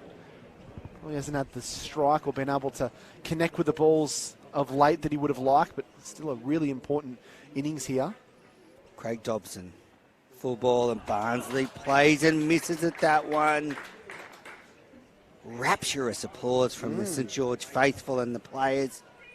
It's a rare thing to do in the 18th over, to get a dot ball and especially beat someone outside the off stump, even more so when that particular player's on 49.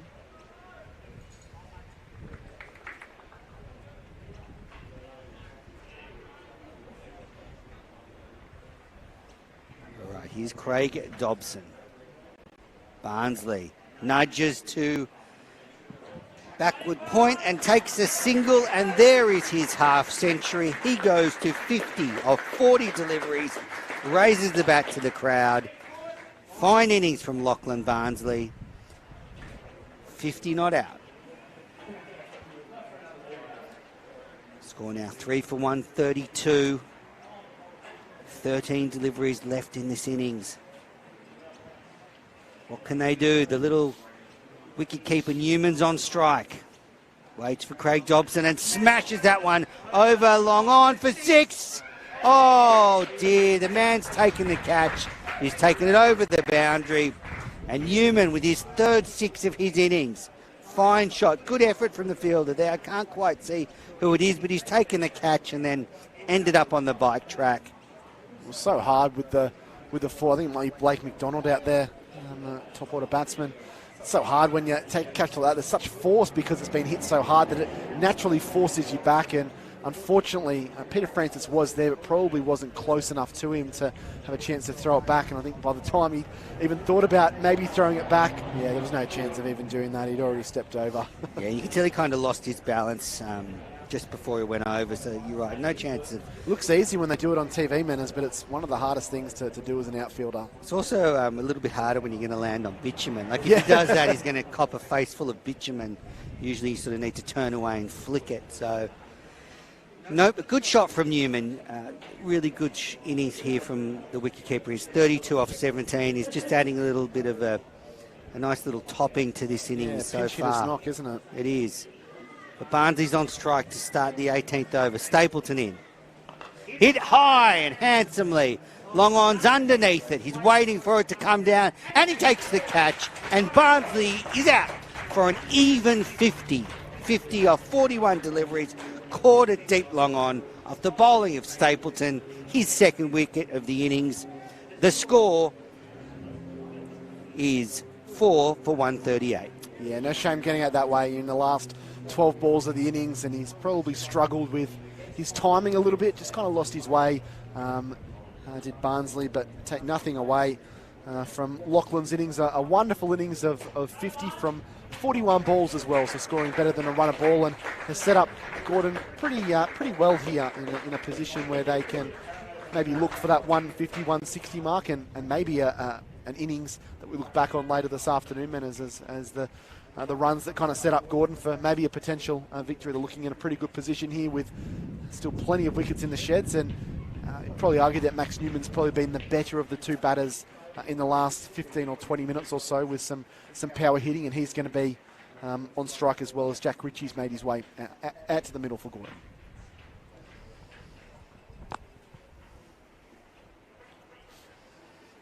Newman's on strike. The batter's crossed. Stapleton.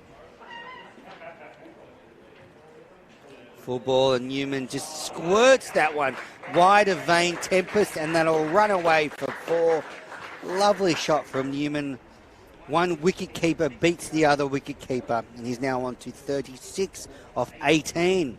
He's lifted his strike rate to 200, which is a very rapid acceleration. He was going at around about 70 strike rate off his first 10 deliveries, but then it's been a festival of sixes, and now that 4 since then. Wearing the number 7 on his back. Waits for Stapleton.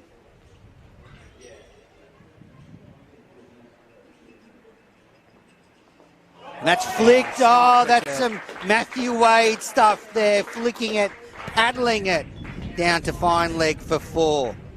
Just really smart cricket. Just a batsman that's thinking about his game. He's not just planting his feet and trying to smack down the ground. He shuffled across there and picked up the length really quickly, and knowing the surroundings of what's going on around him as well, man, is knowing where the fielders are, knowing where he can hit the ball, where he can get away from it, and just using the pace there of Nicholas Stapleton as well. So they're charging now, Gordon, looking very, very good with 9 balls remaining in the innings. 40 now for Newman off just 19 deliveries. Full ball and slashes it over cover, and that's 4 more. Just gets over the leaping fielder there in cover, and Newman now on to 44. 3 boundaries in a row for the wicketkeeper. This is becoming an integral knock here from Max Newman. He kind of showed a little bit of this yesterday in a short period of time in the one-day against UTS North Sydney, but he's been able to spend a longer time at the crease here, and 44 from 20. He's taking apart the St George skipper. Waits for Stapleton. Slashes into the offside, and he'll just get 1 run. So wicket, 4, 4, 4, single. Brings Ritchie onto strike to face his first ball. Newman's on a 45.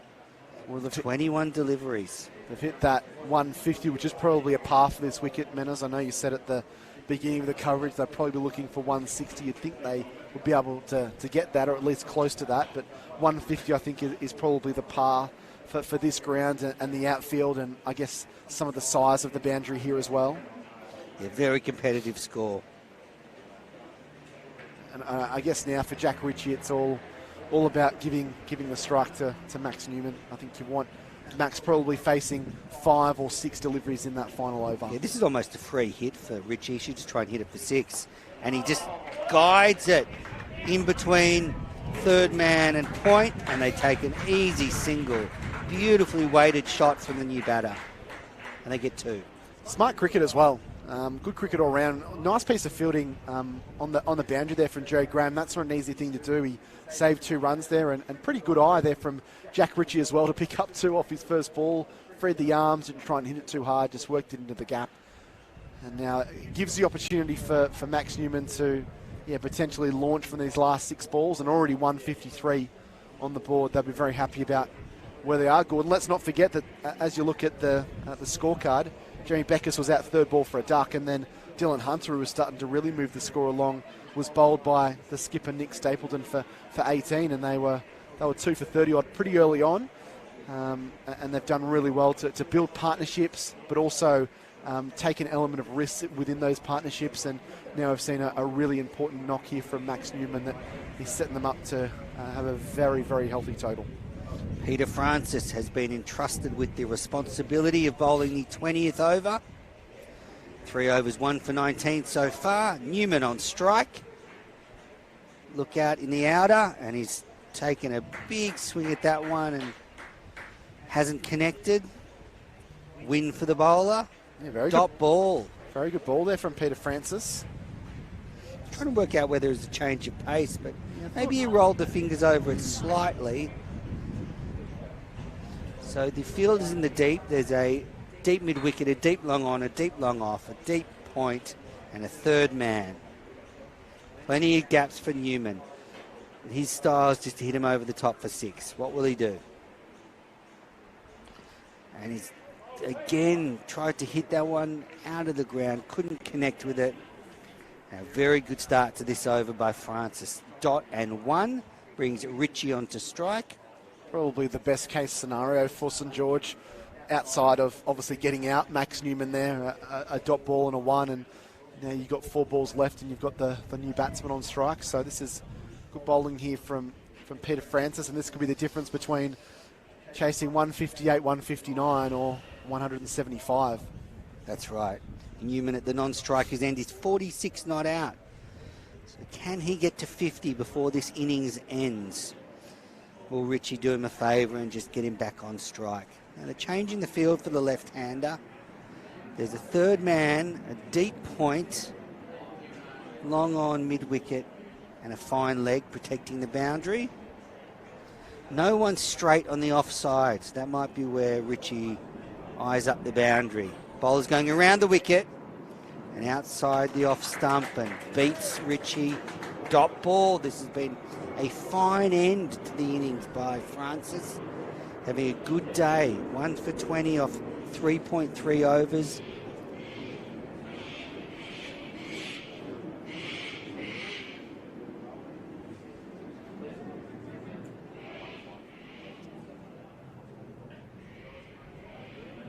Yeah, really good over here from Peter Francis. Has kept his cool, bowled really good line here. He's just got to get bat on ball here, Richie. 3 balls left in the innings. Richie waits. Short ball, and he pulls it on the offside. Doesn't quite time it. They're coming back for 2. Richie's taken off late, and he's just got there. Good throw. A 2 to the total. The score now 156 with 2 deliveries left. Newman stranded at the non-striker's end on 46 not out of just 23 deliveries. You want to take every run that's out there, Menas, but thought they might have even just settled for one there. But I know that can be a cardinal sin in cricket, but I guess Max Newman's probably only get a maximum of 1 ball left here if he can get on strike. Francis round the wicket again, and that's played and missed. Through to the keeper, no appeal, dot ball. What a fine over from the St George right arm quick.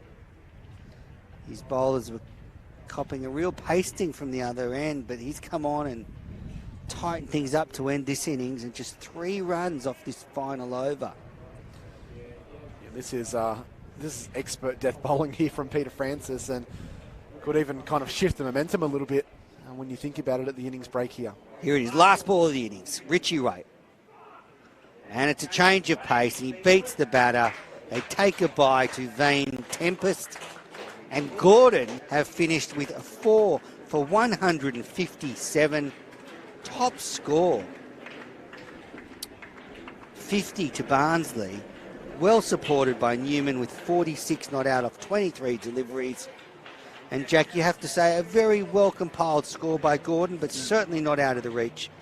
No, definitely not. I think St George will be really happy with how that last over went. I think heading into that 20th over, 165 might have not have been out of the question or outside the realms of possibilities, but they pull it back, and that's a little momentum shifter as well. St George clapping hands and pretty pleased with the way things finished there. That can just give you a bit of a boost of confidence, but runs on the board is always paramount. We talk about that so much in cricket. 157, it's going to be a challenging score to chase down, and we'll obviously come back in around about 10 minutes to see how it all pans out. But yeah, very excited to see how the rest of the afternoon happens here, Menas, with a difficult chase on the hands for St George, but as you mentioned, not outside the realms of possibility.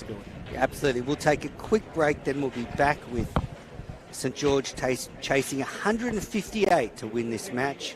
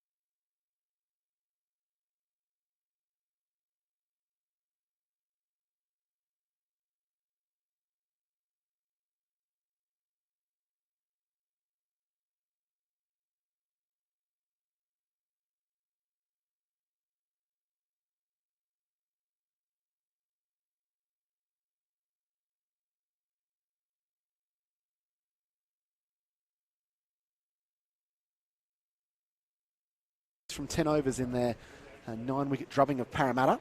Here he is again, and this ball is edged to Patterson at first slip, who takes a smart catch, and Beckus is on his way out for a third ball duck, and a dream start here for the St George Cricket Club. Less than 2 minutes have elapsed in this. Francis to Hunter, he punches out through mid-wicket. Good powerful shot, and will race down to the mid-wicket fence for 4. So the first boundary and the first runs off the bat for the... Francis to Hunter, he punches out through mid-wicket.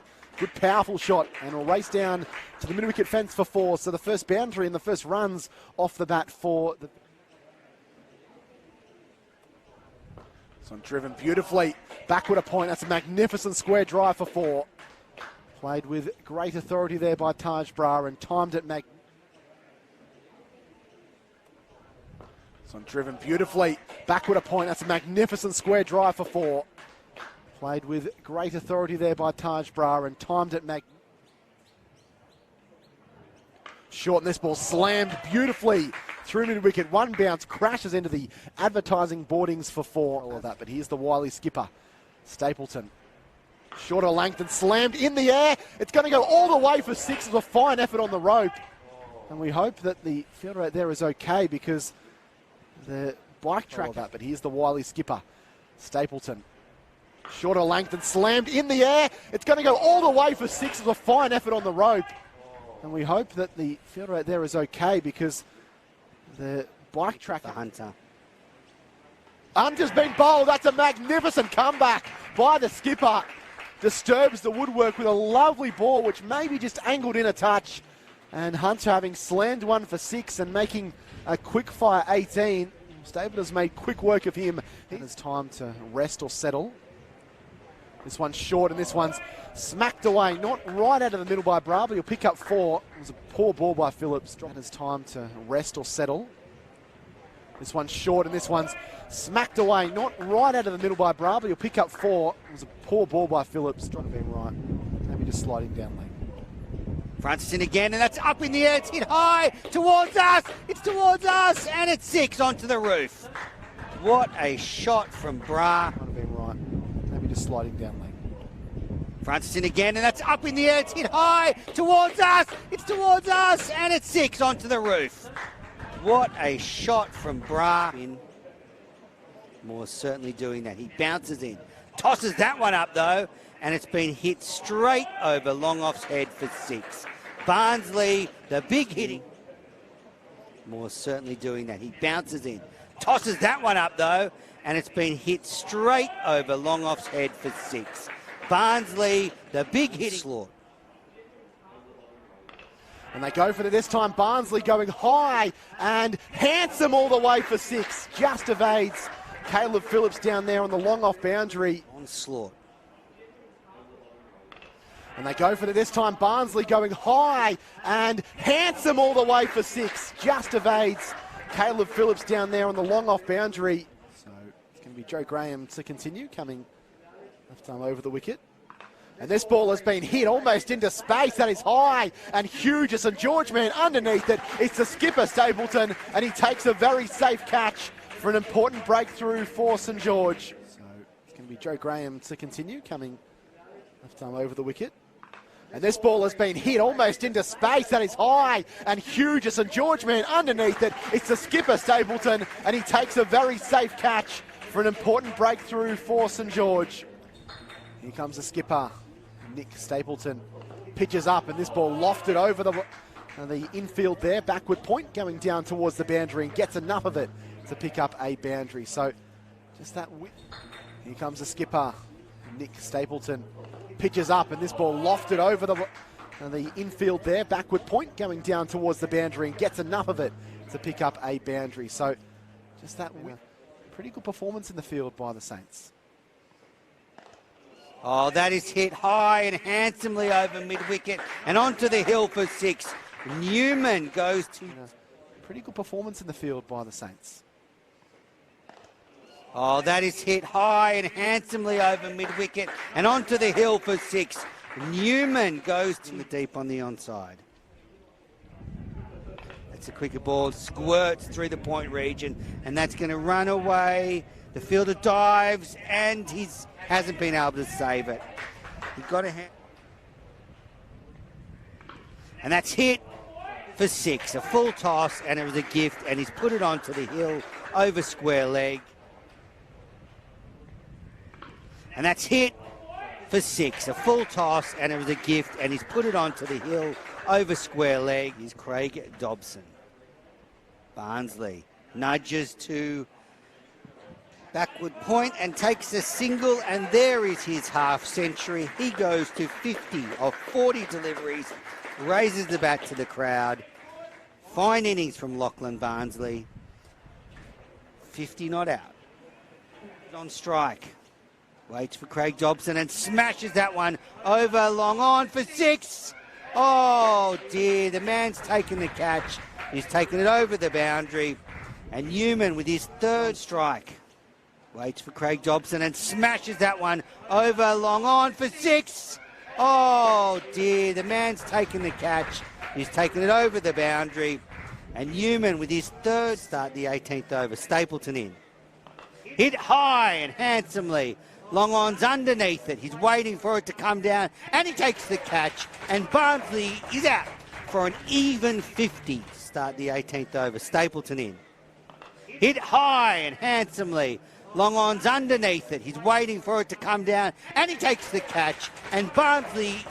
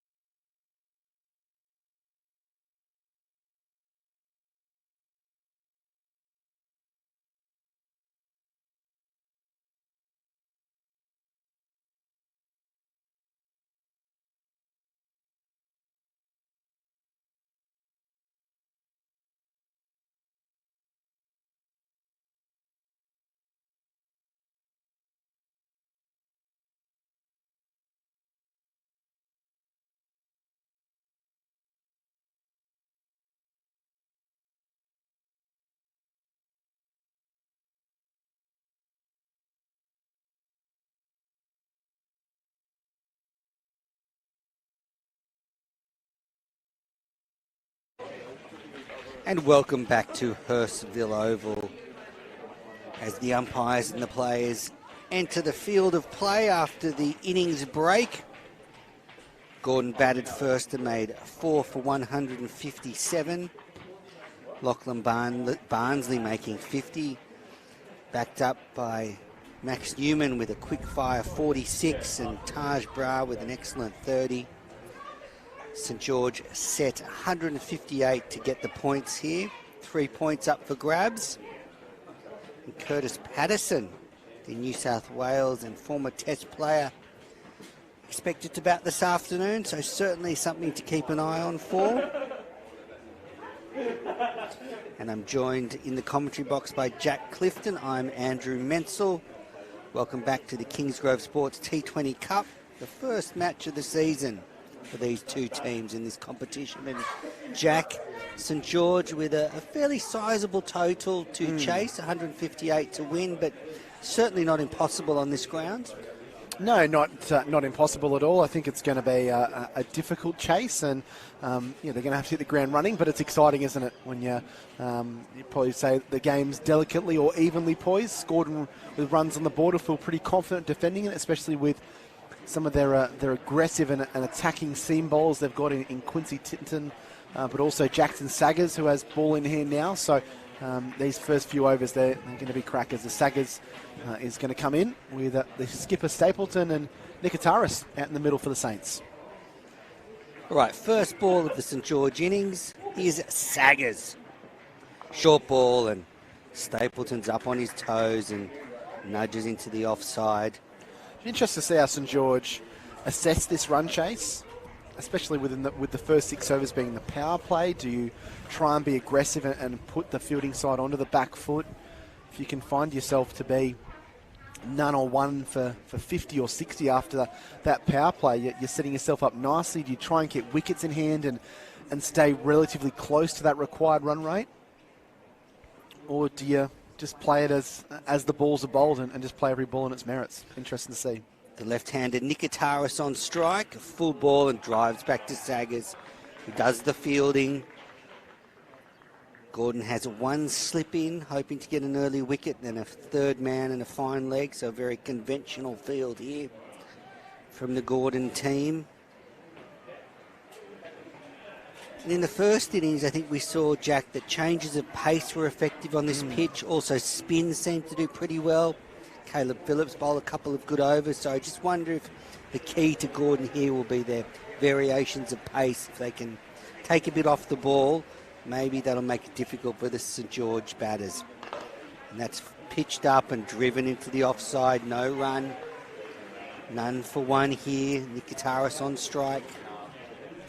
Yeah, nice day yesterday for Blake Nikitaris. He smashed 105 off 95 in that convincing win over Parramatta.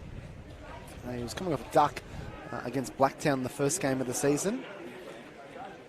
But he's an aggressive batsman. He will go after the bowlers, especially anything, if he's given any sort of width, especially outside the off stump. Saggers now delivers, and it's just squirted to third man. Nikitaris is off the mark for this season in the Kingsgrove Sports T20 Cup. He's on to one, brings Stapleton back onto strike. The required run rate just under 8 and over.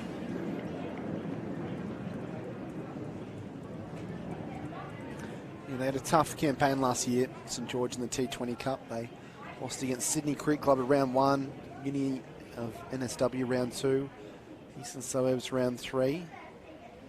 Saggers delivers, and it's hit up in the air. The keeper's running back, and it's going to land safely. Stapleton escapes a streaky shot. There's some odd fielding down there. It just seemed to slip out, and they get 2. That's the risk you take early in the innings, don't you? When your eye's not in, the hand-eye coordination not quite there, Menas. Yeah, good fielding there, just on the edge of the grass there in the boundary. The Gordon fielders flicked it back, so saved a couple. But you're right. Stapleton taking on the bowler, landed safely. He's now on to 3. Saggers, last ball of the first over. Full ball flicked nicely behind square. Timed well, but couldn't beat the fielder. They get 1 run, and you can see there are certain areas of this ground that are hard to defend. And these St George batters will know this ground intimately well, so should be an exciting chase. None for 5 after 1 over. Stapleton on 4, Nikitaris on 1. Saggers with a good start.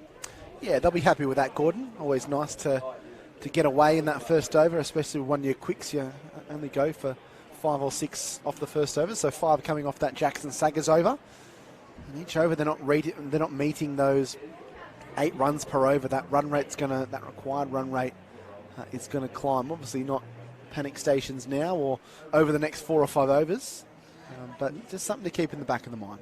Moores, Francis, Bartier, McDonald and Phillips, the batters listed to follow these 2. Now spin to open the bowling from the Bill O'Reilly end. Quite appropriate. Right with the ball in his hand.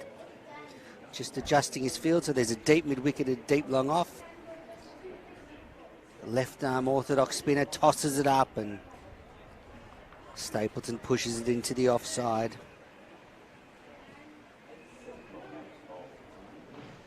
Much like St George did, they've stuck a spinner on the second over, and it hits straight to mid-on, and he's out.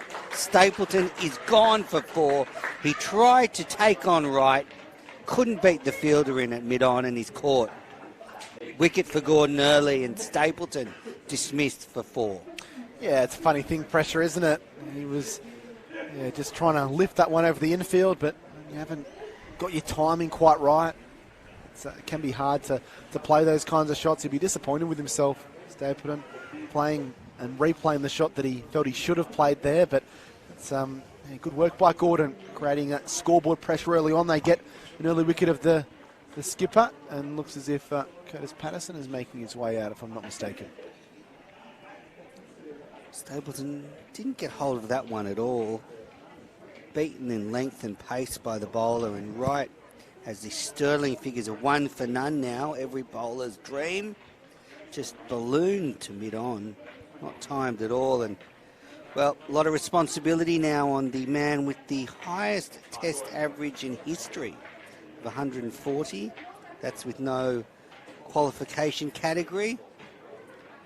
Patterson with that excellent 100 at Manica Oval on debut a few years ago against Sri Lanka. He's had a terrible run of injuries and some indifferent form in the last couple of seasons.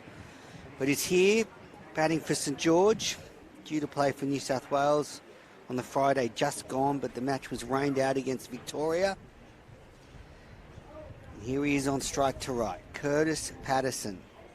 Right, switched us to over the wicket now. Patterson times that nicely and no run. Well, you would feel Patterson's vital here. If St George are to challenge this total. Plays for the Scorchers in the Big Bash, Curtis Patterson. Whip to mid-wicket, no run. Yeah, you probably can't afford to be 2 or 3 down for not many early on as well. Almost 2 overs gone and still only 5 on the board in these power play for the Saints. Right, the left arm spinner tosses up and Patterson drives nicely in the gap through cover. He threaded the needle there and he's taken 2 and they've turned for a 3rd, but good fielding has restricted them just to 2. Patterson off the mark. The score 1 for 7.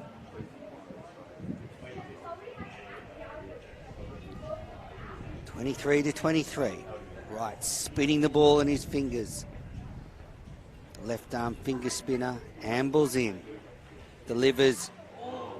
Patterson with a flourish there, squirted off the inside edge, and 2 overs gone here, 1 for 7. Gordon on top early in this fixture.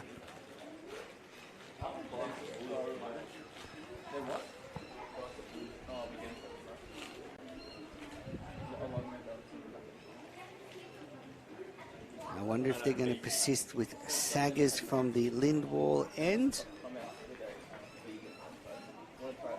Yeah, looks like they will. Yeah, I think it's a smart decision. Nikitaris on strike. As Jack was saying before, made 100 yesterday, didn't he? Yeah, very good innings from Blake Nikitaris as they won pretty comfortably in the end, St George, by 9 wickets. Saggers and pitches up and Nikitaris pops it over long mid-off. Ball's bouncing away. Good fielding. And they've taken 2. Yeah, Quincy Titterton down there doing a good piece of fielding. Not right out of the middle of the bat there from Nikitaris. But did enough to lift it over the infield there, Menas, and get a couple of runs. It's all about putting pressure back onto the fielding side. Gordon have kind of had the say here early on. Not too many runs to speak of. Saggers delivers and that's hit over mid-on for 4. Beautifully timed shot from Nikitaris. You can see he was batting well yesterday because he's timed that one really well and mid-on had no chance of getting across and stopping that one.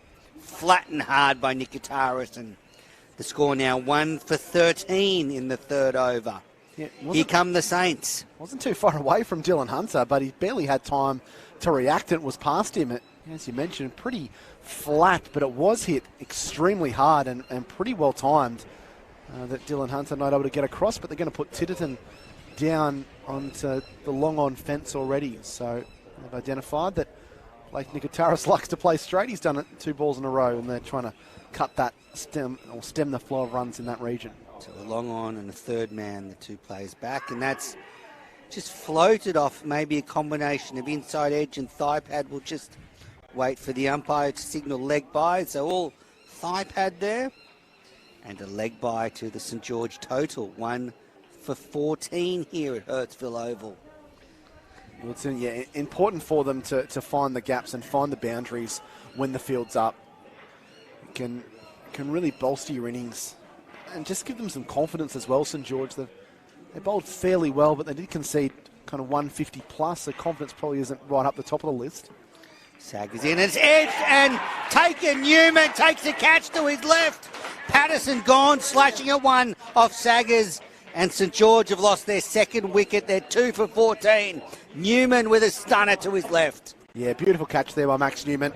He's having quite an afternoon out here at Hurstville Oval, but just one of those nagging balls short of a length outside the off stump, and Curtis Patterson, feet not really moving at the early portion of your innings, and he just flayed wildly at that, which I don't know if you would say he has to do that, but yeah, you want to keep that scoreboard ticking over, so I don't know if there'll be too many people blaming him, but just didn't get it quite right, and you could hear the edge from up here, a thick edge, and that is a real hammer blow to St George's chances here this afternoon. Yeah, I think the only comment you could make there on that shot from Patterson was it was well wide, but he didn't really move his feet towards it. His hands and bat were a long way from the body, and, well, all he could do was edge it to Newman, who moved smartly to his left and took a fine catch, and that brings Blake McDonald to the crease, and he scored a century yesterday, didn't he, Jack? So yep. It's the two Centurions who perhaps hold the fate of this game in their hands for St George. Yeah, they spent a lot of time out in the middle against Parramatta yesterday. They're both in form. Sometimes it can feel like you're still batting at that innings the next day. Other days, maybe not so much, but we've seen Blake Nikitaris make a positive start here. He's already on 7, but a partnership needs to be built, but it's kind of between a rock and a hard place because you need to be scoring runs as well. McDonald facing his first ball and slashes at that one, and it's into the third man region, and 4 gets past the fielder down there. He's off the mark, first ball with a boundary. Little bit of width for Saggers, and McDonald threw the hands at it. Ashwin Premkumar down there couldn't quite reel it in. It was travelling at a fair rate of knots as well. It was racing along the carpet here at Hurstville, and that just makes you feel a little bit more comfortable about things. It just eases the pressure somewhat. Saggers about to bowl the last ball of his second over. 2 for 18 here at Hurstville Oval. McDonald bat raised, pokes forward. It's 2 for 18 after 3 overs. Sensational start for Gordon, getting 2 early wickets, just dismissing the big wicket of Curtis Patterson, out for 2, returned the last minute to play in this fixture for St George. Probably looking to get a hit ahead of the Shield match this week at the SCG against Victoria, but was out for 2. And Saggers, he'll enjoy that wicket when you get the big dogs out, the bowlers remember them. Always nice to remove a first-class player. And he did well. It wasn't an accident or a fluke or anything like that. It was a good ball that maybe moved away a touch from Curtis. And just seeing Stapleton's shot there where he's tried to hit right over mid-on and just hit it straight to the fielder, and then Saggers tempted Patterson into the drive, and Newman pouches that one. Right in again, his second over, and Nikitaris, he slips. Ooh. Gets back, but could have been hairy. That was the last thing the Saints would have wanted.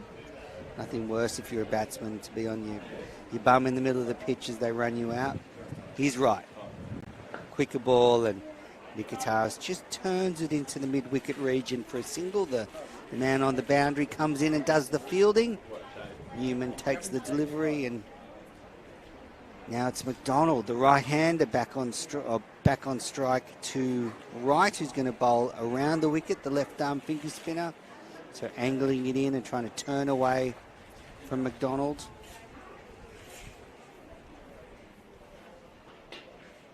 In comes right.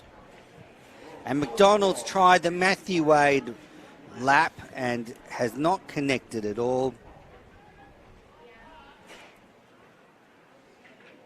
Did it collect the wicketkeeper? I see Newman's taken his helmet off. Not sure it did, but it ended up in the offside.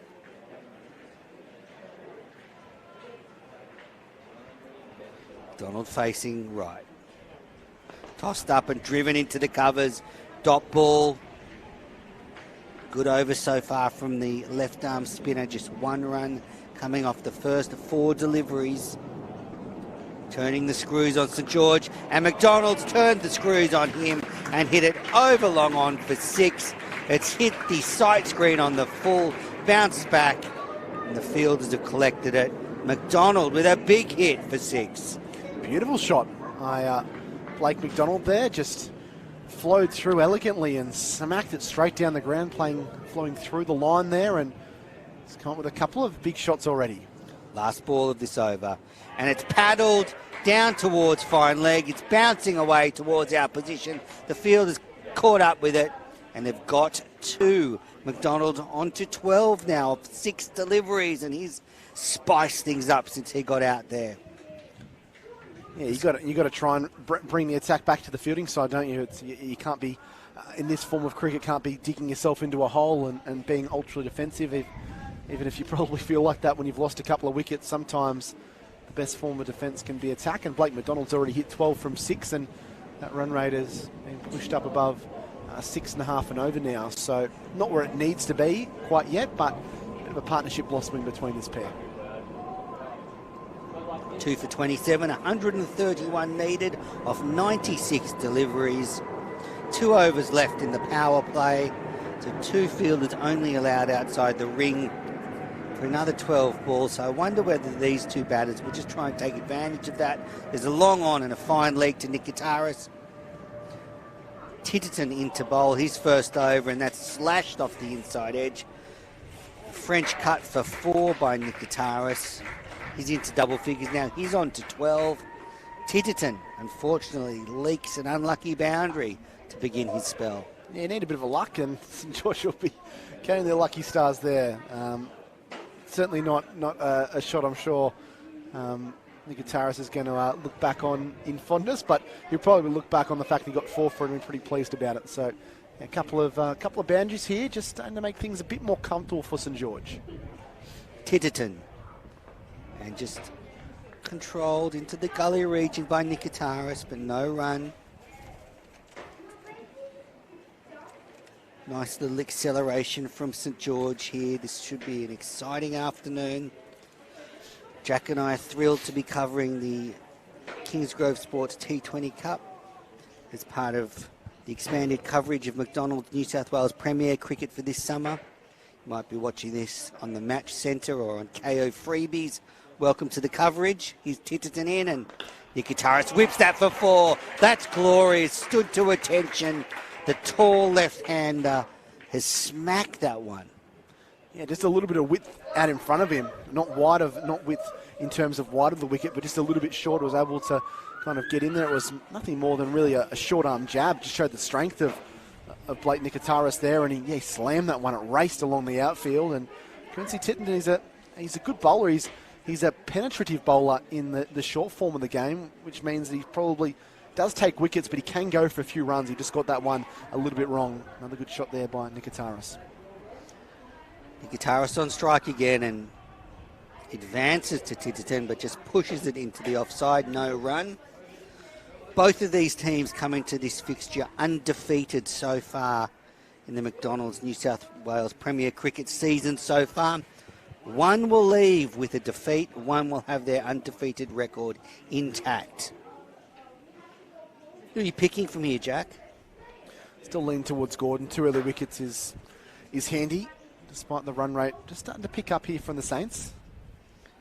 Titterton in a full ball, and there's an appeal, but hopeful appeal from the bowler.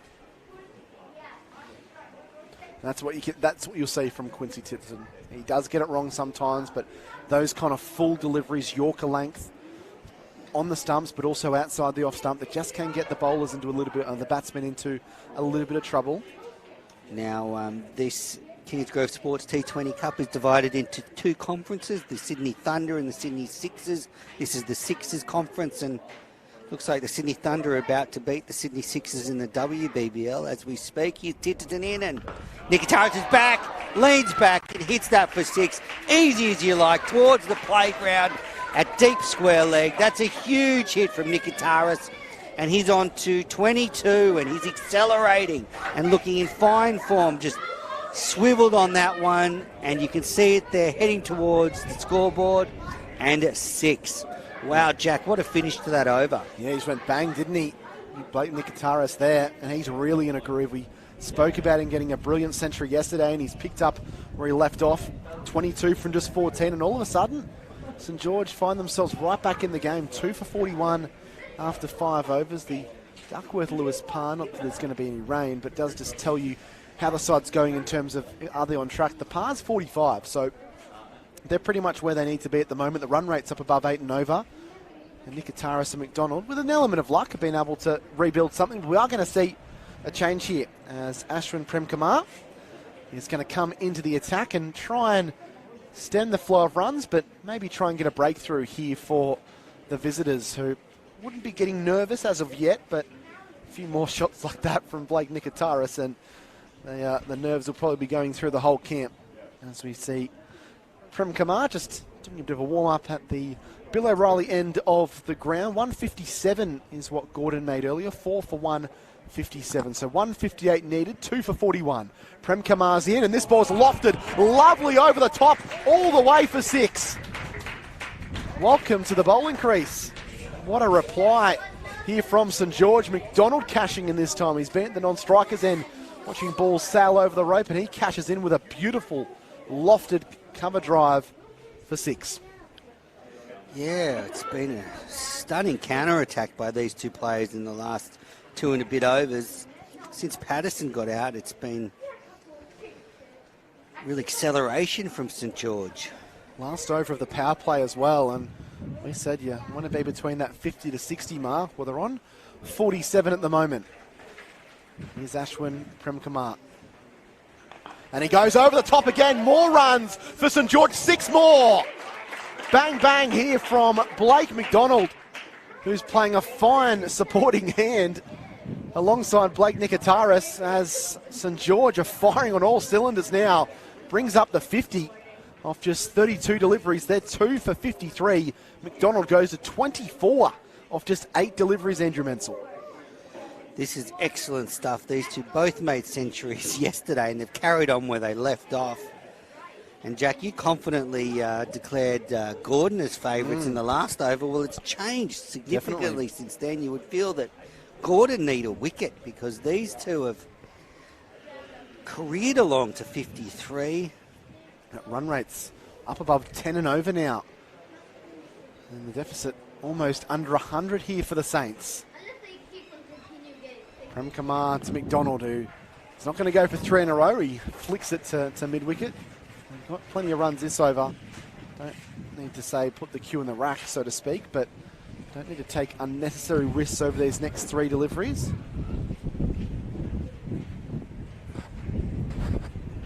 McDonald on 24, Nicataris 22. A wonderful blossoming partnership here, which has got St George well and truly back in the contest here at Hurstville Oval. From Kamaran, slashing outside the off stump as McDonald. He tried to advance to the seam bowler of the Gordon Cricket Club. Nice smattering of people have come in this afternoon to watch this match. Probably 100 or so fans to the left of the pavilion here. Yeah, nice afternoon at the cricket, isn't it? It's not an overly warm Sydney's day. It's quite mild and quite breezy, but still nice conditions if you're sitting in the sun. From Kamara, and this is a slapped away to point. Good piece of fielding on the edge of the circle there by Matt Wright. Saved 4 runs. You have to say, Jack, during the long lockdown in Sydney over the winter, I spent many, many nights dreaming about summer afternoons spent at cricket grounds around Sydney, and just such a joy to be out here and back into it and seeing people watching the game and all the players taking part. Fantastic after a tough year for Sydney Siders. McDonald driving beautifully out through mid-off for 4. Used his feet nicely, advanced towards Prem Kamara and punched him and punished him down the ground. A forgettable first over there for Ashwin Prem Kamara. 16 coming from it. And at the end of the power play, St George, well, you've got to say they're in control now. 2 for 57 in pursuit of 158. Well, this is stunning stuff. McDonald has raced to 28 off 12 deliveries. He has come out and smoked them from ball 1. Nicataris is no slouch either. He's 22 off 14, and this has been an assault in the last 3 overs of the power play. It looked like Gordon, well, it didn't look like they were in control of the fixture, but when they got Stapleton and then Patterson. They would have been thrilled. Two of the biggest wickets to get, but instead it's been a lively counter-attack. And how brave will Nikitaris and McDonald be? Will they keep going, or do they steady the ship now and just try and put the ball into the gaps and be measured about their intent? But obviously the power play is over, so 3 fielders on the deep on the onside for Nikitaris, 2 on the offside. Hunter with the ball. Full toss, and this is slapped. That's a beautiful shot. 6 more. Fetch that. It was a real loosener and a real gift by the Gordon skipper. Full toss outside the off stump, and Blake Nikitaris is in such good touch that he rather nonchalantly just stepped down the track and slapped it over wide mid-off, or long off for 6. Early Christmas present there for Nikitaris, just floated up wide of the off stump and a short again. Ball. Wow. Yeah, punished again back with a square leg, but Prem Kamar's in the right place at the right time to keep it to a single, but already 7 runs from the first 2 overs, and off the last 8 deliveries they've scored 23 runs. Have the St George side with Nikitaris 29 from 16, McDonald 28 from 12. And they've now moved that run rate up to 10.3 and over, and 94 required from 82, so they're almost getting down to run a ball type stuff. Hunter in, short, cut away nicely out through extra cover, just a single on this occasion for McDonald.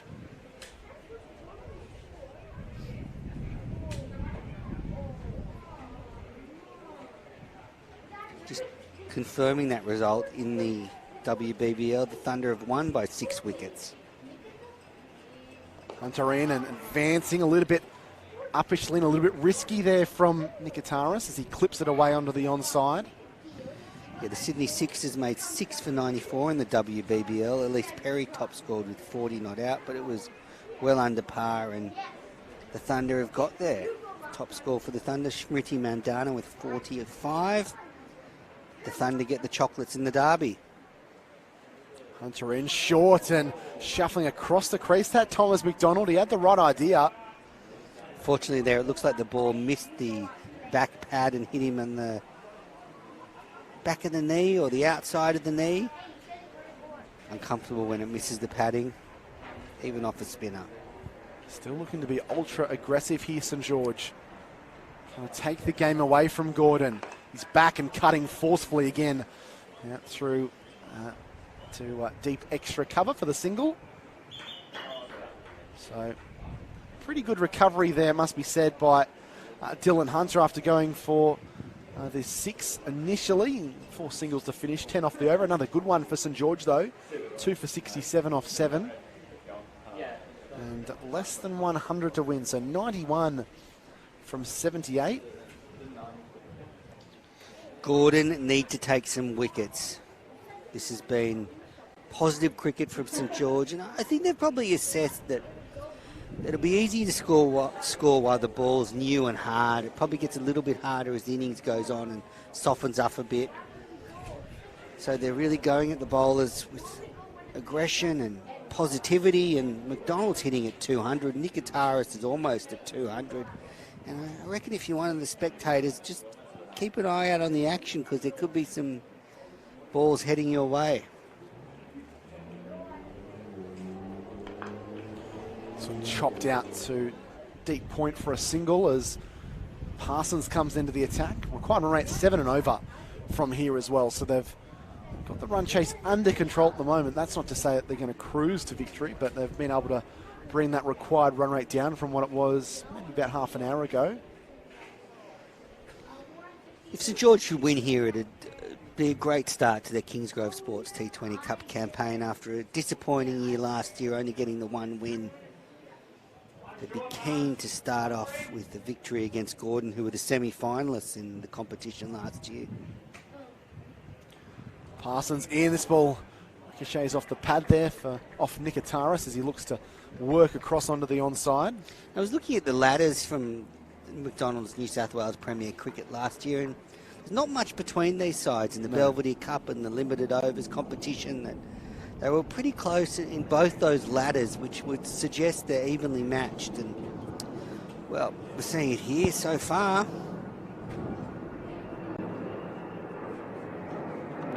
Cut away, uppishly.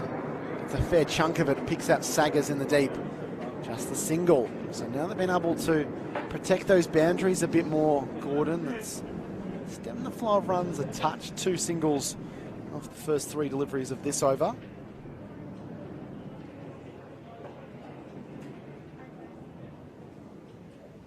Sun's out now at Hurstville Oval. It was a little bit cloudy before, but it's cleared up nicely and beautiful conditions.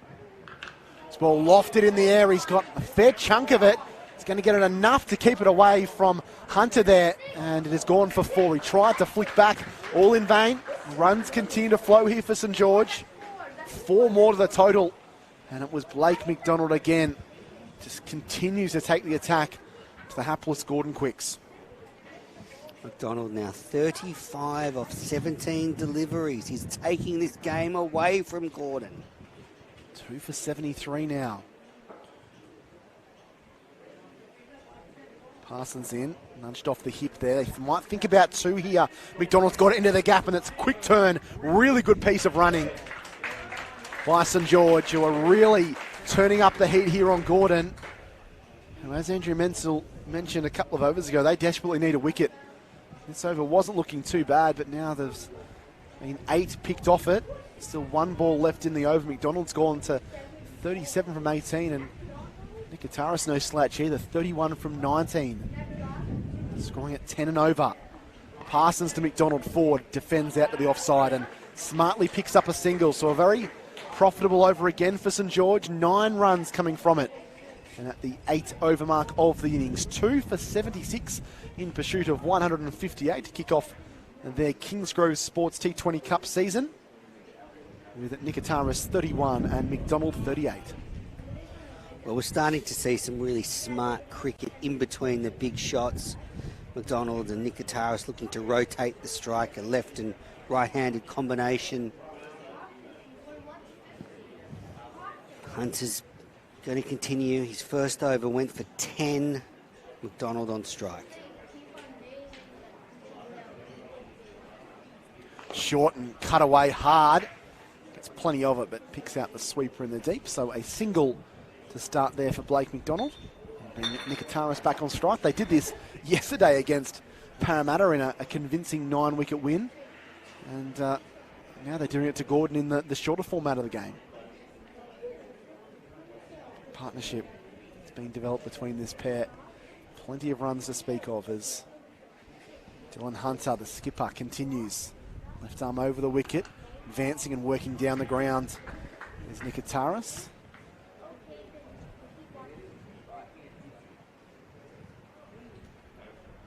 Well, if the big bash clubs in Sydney are looking for some big hitters, they should take a look at these 2, because it's been quite a stunning assault on the Gordon attack since the wicket of Patterson. Bat raised. Short and wide.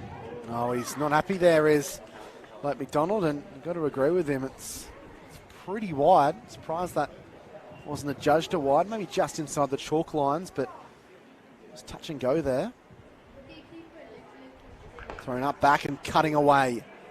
And that sweeper out at the deep cover point region is being put through his paces. Another single there to St George. Yeah, they're really trying to protect that short boundary on the leg side when the right hand is facing up to Hunter. You can see McDonald shaping to hit it that direction, and they're playing cat and mouse. Hunter just keeps pitching it wider of the off stump. Appeal for caught behind, and he's gone. A bit of bemusement for Blake Nikitaris and Gordon, who have been vainly searching for a breakthrough to try and get their noses back in the game, were able to get one. Nikitaris not too happy about it. I believe he's been adjudged to be caught behind for 32. And St George lose their 3rd wicket. They're 3 for 79. Just tried to dab that down to 3rd man and appeared to just catch a little bit of the bat, and a good catch from Newman. But he did look a little bit perplexed with the decision, Nikitaris. One thing that DRS has taught me in international cricket is that batters don't always know when they've hit it, despite people thinking they do. At Warner in the semi-final, missed one by a lot and just walk off. Hard to see there. Looks like it might have just grazed the top of the bat. Newman was confident. And Nick Gitaris goes for a well-made innings. He steadied the ship with McDonald and he's put St George in a commanding position, just needing 79 off 67 balls. Just see the side-on view, no obvious deviation from the bat, but there was a noise. And a wicket to Hunter. Brings Bartier out to the crease. Another left-hander. So they can still keep the combination of left and right. But Nikitaris, 32 off 21. Energetic start. Dylan Hunter in once more and looking for a reverse sweep. First ball there was Bartier, just trying to knock it around the corner. There's always that thing with the reverse sweep, isn't there, Jack? That when you hit them, they look great. But when you do that in first ball, miss it like that, it looks a little bit ungainly. So end of the over, 9 gone, 3 for 79. And just when it looked like St George were cruising and were putting their handprints all over this game, Manners, a breakthrough really out of nothing has been able to force the Gordon side back in the game. Another wicket would certainly make them feel a bit more comfortable. Yeah, McDonald's a vital player now. If they can get rid of him, they'll feel like they're back in it. Required run rate a tick above 7 and over as Parsons is going to get an opportunity here against Blake McDonald. McDonald clips away. They won't think about two. They settle for the single. We saw in the Gordon innings when Taj Bra was out early, he sort of slowed Barnsley down a little bit. And I wonder if McDonald will do the same here with just an over left of this first 10 overs, where the McDonald will just go down the gears a little bit and just try and steady the ship for a couple of overs before continuing his assault. Short outside the off stump, chopped away by Bartier, down to third man. Another single for St George. They're in a position where they don't necessarily have to continue to attack. The current run rate's 8.8 runs per over. The required run rate at the start of the innings was a touch below 8, and at the moment the run rate around 7.1, 7.2 required. So still plenty of wickets left in the sheds as well. McDonald lofts lovely down the ground, pick that one out. And it's a great effort on the rope as well. It might be Quincy Titterton down there that's been acrobatic and slapped it inside and saves 2 runs. But no slowing down here of Blake McDonald, 43 for him. Can't quite see who that fielder was running across, but he's thrown out the left hand and parried the ball back into play. Saved 2 runs for his team. Excellent stuff.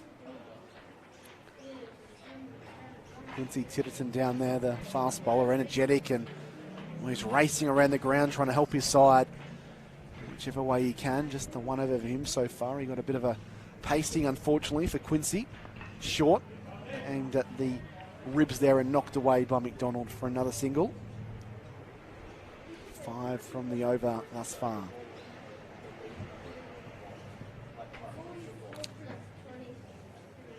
Two balls left before the halfway mark of this chase, and Parsons to continue to Bartier, who's just come to the crease, replacing Nikitaris, who was looking $1 million out there before edging one to the keeper off Hunter. Parsons in and slashing outside the off stump was Bartier.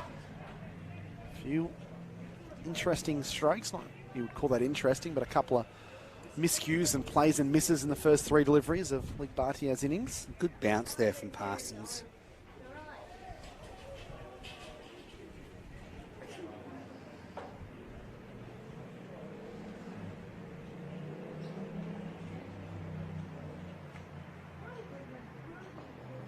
Pitched up and Bartier just drops the hands and the wrists on that one and get through for a single. So 6 coming from that latest over there of Parsons, and 10 overs completed, and St George find themselves at 3 for 85 in pursuit of 158. St George need 73 of 60 balls. A very good start for them in this chase, and they've got it under control. Despite losing a couple of wickets early, Stapleton and Patterson going pretty early on, but then Nikitaris and McDonald launched a quite brilliant counter-attack full of sixes and fours, and that's got the required run rate down well below par. And now can Bartier and McDonald continue that good work? Saggers to bowl his third over. Has the figures of 1 for 15. Bowling to Bartier. Full ball, and that's time to cover, but no run. Gordon Fielders up and about trying to encourage their team. They know this is such a vital period in the match. They need a wicket or two to swing it back their way.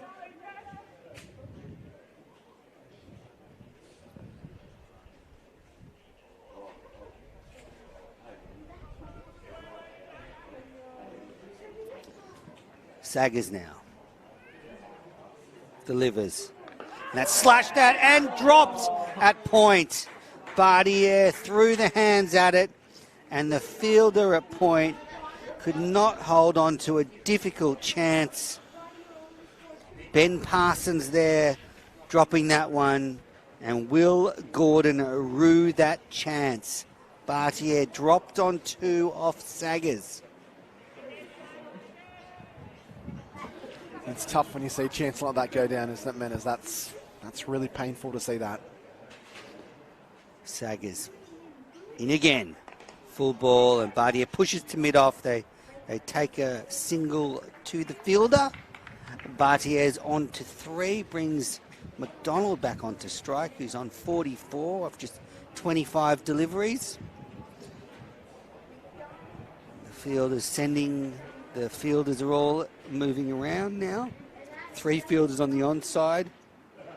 Short boundary on the onside towards the lovely garden on the leg side. But here's Saggers. What will he do? Probably pitch it wide of the off stump, trying to keep away from that boundary. But it didn't happen. It's been hit in the air, and it's 4 runs. McDonald, he's now on to 48 with that hoik across the line into the mid-wicket region. And the fielder there could not stop it. The score now 3 for 86, 3 for 90. There's always an element of risk with that shot, but he's just hitting the ball so well, and his placement's been good enough that he's been able to evade the fielders, and it just keeps that run rate ticking over. 68 now needed for a St George victory. McDonald 2 for a half century. Saggers in, driven down the ground. He'll take 1. He's now on to 49 off 27. The score 3 for 91.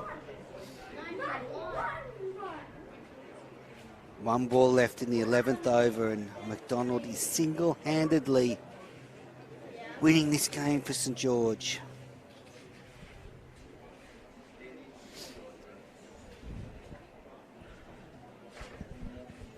Bartier on straight. There's 3 fielders on the onside. A fine leg, a deep square leg, and a long on.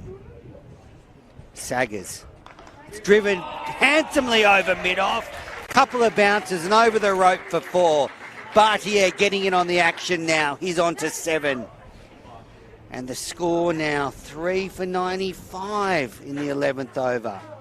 This is a confident chase by St George, and this Gordon score of 157 is looking a bit thin now. Just 63 required of 54 balls. Yeah, they've done really well, especially the start they made. They just looked really scratchy early, lost a couple of early wickets, but this is a marvellous shot.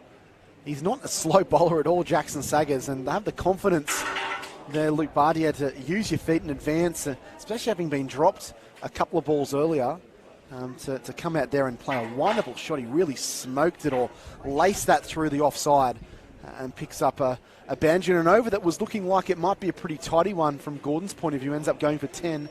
And as you mentioned, Menners, that required run rate dropping, it's almost getting down to a run of ball stakes now, and you probably feel that Gordon, if they're going to win this, they have to bowl St George out. they certainly have to get McDonald out, that's for sure, because he's looking in fine form. He's on 49, following on from a century yesterday in the 50-over competition.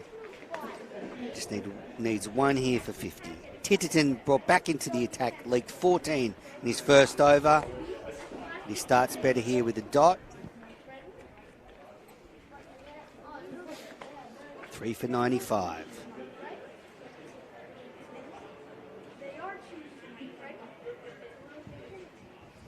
Three fielders in the deep on the offside for McDonald. A long off, a deep point, a third man, and a deep square leg and a long on.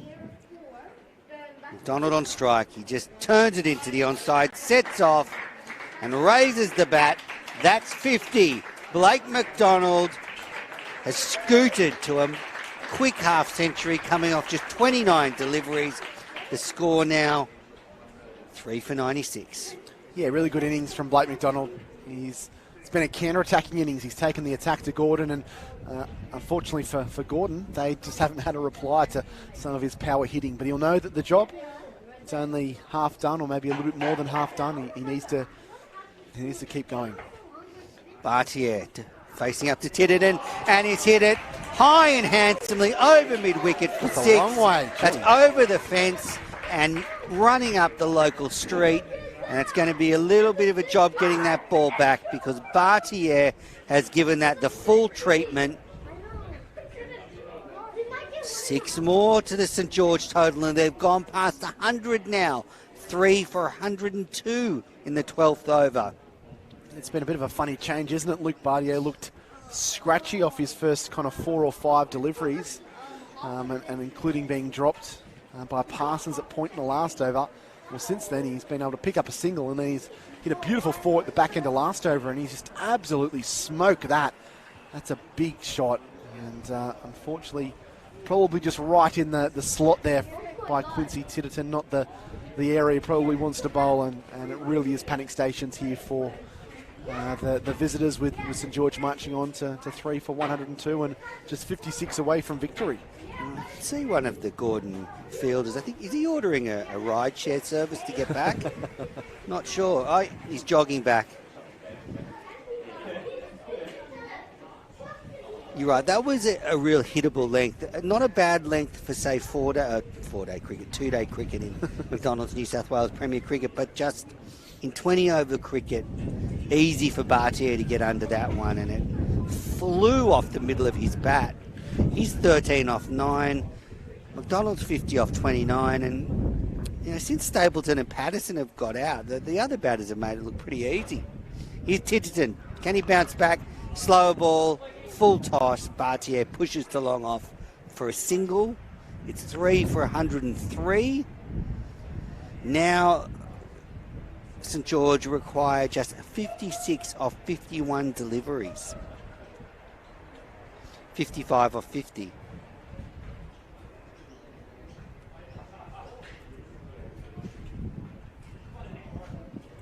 Titterton now to McDonald. Oh, it's off the sort of outside back of the bat, I think, and no run. Another change of pace. It does just take one ball for things to change, momentum to shift here for Gordon. Well, Richie Beno always used to say, if you just add 2 wickets to the score, what's the situation? And if you did that, Gordon are back in it. 55 off 49. Last ball of the 12th over. And it's sort of scooped into the onside. A strange shot from McDonald, trying to lap it over, I think, fine leg, and ended up hitting it into the vacant square leg region. He gets another single. He's on to 51. 12 overs gone. 3 for 104. Luke Bartier is at the other end. He's 14 off 10. Hit a 6 and a 4 in the last couple of overs to get his innings going. And at this stage, St George looking like they're headed to a comfortable victory here. Yeah, set themselves up very nicely with some really good power hitting, and unfortunately Gordon probably haven't really had a slow ball or slow bowler option. It's pretty much been all pace from then. I know we saw Hunter bowl a couple of overs of spin. We might get a bit of spin now from Matt Wright, who started, but outside of those two options, and Hunter probably more of a part-time option than bona fide frontline spinner. But here's Matt Wright. That's a strange shot from McDonald. He's tried to work it on the onside. Not sure if there's any bat. It's squirted along the ground towards the third man region, and I think it's come off the back of the bat there. Yeah, it has. You can see McDonald signalling there. Very odd scenes. Two more, though. He's hitting them so well, he can hit them off the back of the bat, the front of the bat. Doesn't matter for McDonald. Right in again. And he's slapped that into the cover region. There's two there if they're... Yep, Bartier comes back to the danger end. McDonald now on to 55.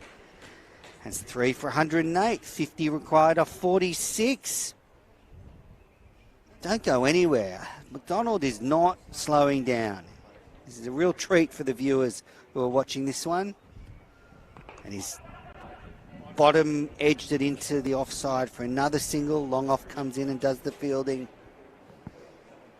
57 for McDonald.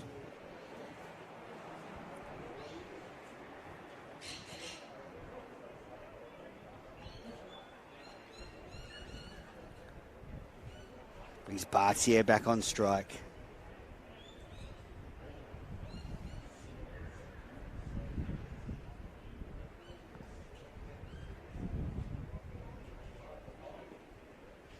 Right, switching to over the wicket to the left-hander.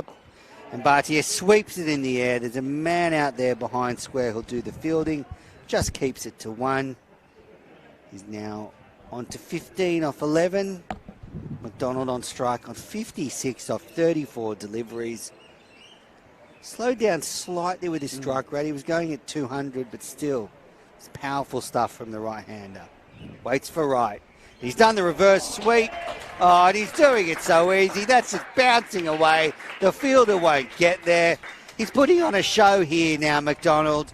He's pulling out all the tricks. He's got the magician's cape on, and that's 4 more. Yeah, smart cricket, isn't it? Just changing things up. Matt Wright was bowling a particular angle and trajectory, and that just throws it all off there. And when you're hot, aren't you, Menace? So you just got enough of that for 4 more. Right in again, and he slapped that across the line, and that is 6 more. Bounces onto the bitumen on the dog track, or the bike track, sorry. Over into the garden. This is punishing stuff from McDonald. He's now on to 66 of 36 deliveries. The end of 13 overs. It's 3 for 120. The required run rate is now below a run a ball. 38 from 42 deliveries. Wow, Jack, it's stunning stuff.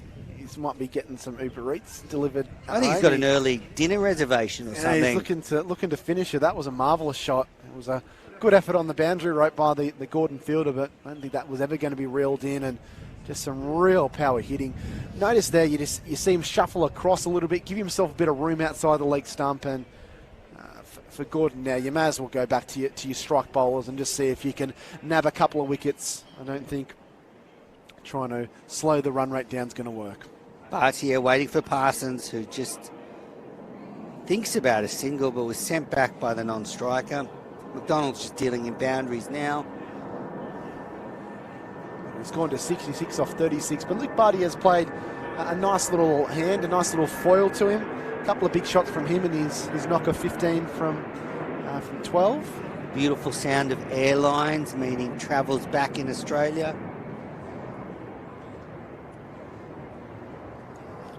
Bartier. Bat raised. Slashes at that one and doesn't time it, and they get 1 run. What a day of T20 cricket on KO Sports and the Match Centre. It's been WBBL action now. This exceptional match from the Kingsgrove Sports T20 Cup, and then tomorrow morning, 1 a.m, Australia has a chance to win the T20 World Cup for the very first time in our history. So I think there'll be a few tired cricket fans at work tomorrow. Here's McDonald in and pushes down the ground for a single. He's looking very good, McDonald there. He did that easy. Yeah, 67 off 37 now. And you getting up at 1 a.m, Jack? I might get up if Australia's batting first and have a bit of a gander and see how it's all going.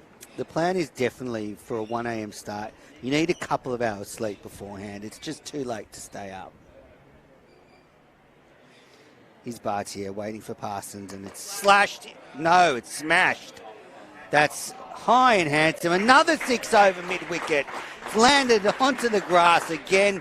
6 more. These St George batters are having a party here this afternoon. The sun's out and the 6s are disappearing. That one went high and handsome over mid-wicket. It's just incredible hitting, isn't it? It's just, they don't look like they're that bad balls or a short pitch deliveries, but every ball is, not every ball, but a lot of balls just disappearing into the Hurstville skyline, and I guess the required runs, it's only 30 to win now. This could be over in the next 10 or so minutes. This is an incredible hitting display by McDonald, and now Luke Bartier cashing in. Bartier slashes at that one to third man for a single. And I guess the thing we haven't spoken about, Menners, is the fact that getting a big win like this, say they are 3 or 4 down, they chase it down inside kind of 16 or 17 overs. That's really big for your net run rate, which really comes into deciding factors when semi-final and quarter-final places are on offer in the Kingsgrove Sports T20 Cup. So, McDonald on strike. Just plays it into the point region, and they take a single. Score now 3 for 130 at the end of 14 overs. 28 off 36 required for St George. They've got this chase under control. Bartier's 23 off 15. McDonald 68 off 38. The Gordon skipper will be scratching his head at the moment, wondering where it's all gone wrong. Because, boy, it's been all one-way traffic the last 10 overs. As soon as Patterson went out.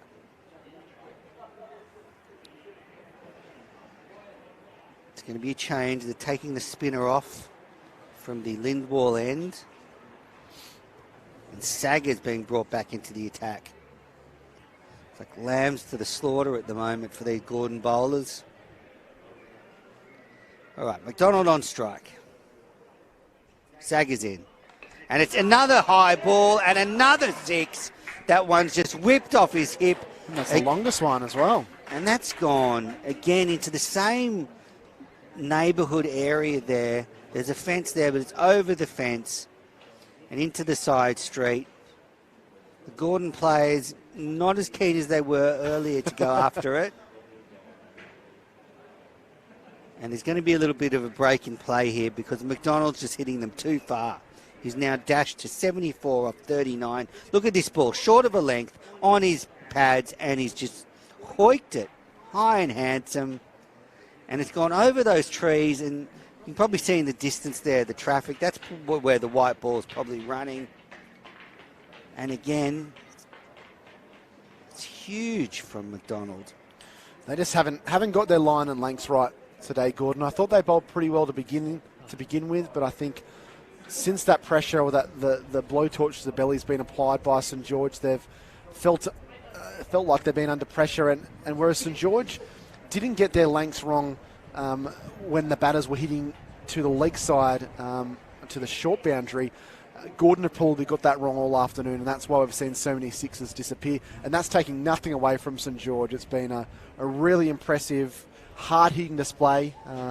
Luke Bardier's played a really important hand, but it's certainly a day here for Blake McDonald. A century yesterday, and probably not going to get a century, won't be able to get a century today with only 22 required, but he's played a match-winning innings here for St George, and probably going to be getting player of the match honours as well, as we see the Gordon players there searching. They're in the front yard. Yep, there's 2 players there. They're looking in the trees, and I don't know if they'll get this one back. There's been so many balls hit a long way. They've been lucky to get them, and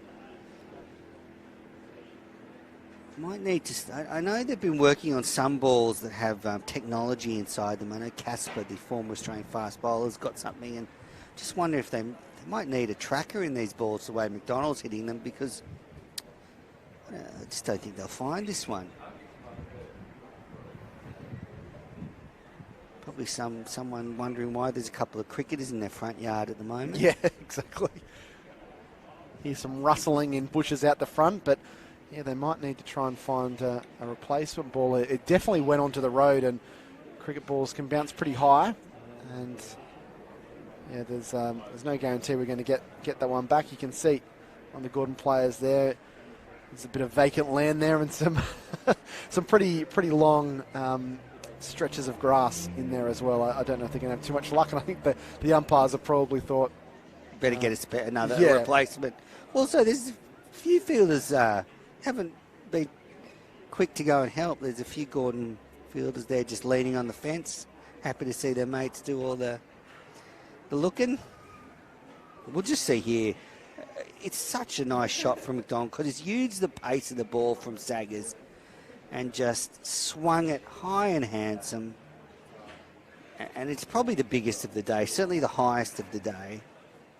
We'll see here, just short of a length, and just paddled it. And didn't hit a car this season. I think that white car there they might want to move that one for the rest of this game because that's in the firing line. Your mate Jay Lenton hit a car last summer, didn't he? He did. For Manly. We're over there at Manly Oval. That's right. There was some excitement had in that game, and yeah, with St George players getting a bit of a well-earned breather, and looks as if we've got a replacement ball to get going again. I wonder if this changing of the ball might be the only thing that can stem the flow of runs being scored by St George here.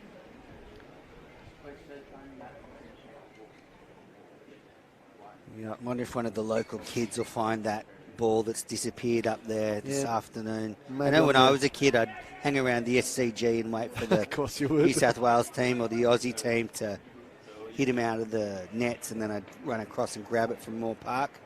All right, they've got a replacement ball. McDonald's on strike. How long will this ball last? Here's Saggers, and that's a better ball. Not much McDonald could do with that one, but get a single. He's now on to 75. Getting a bit murky to the left of us, so St George will want to finish this pretty quickly before the rain comes.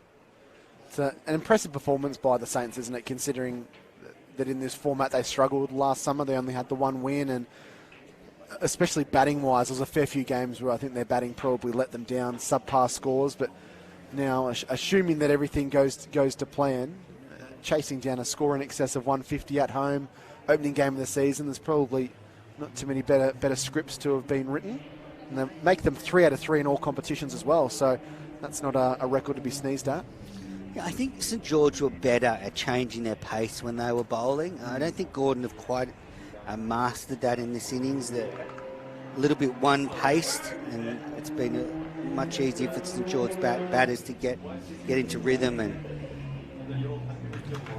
score quicker. I'll probably say, without obviously being too disrespectful to Gordon, they're probably a little bit one-dimensional. I think that came out in the semi-finals last year against the Uni of New South Wales, when, it's lovely when their quick, penetrative bowling attack can pick up wickets and be at the batsman, but when it doesn't work, there doesn't really seem too many other bowlers that can change things around. Saggers now, Bartier slashes, and he's caught at cover. Gordon get a wicket. Bartier's gone for a quick fire 23. And that's the 4th wicket to fall for St George. They're 4 for 137. Saggers picks up his second. He's now got the figures of 2 for 32.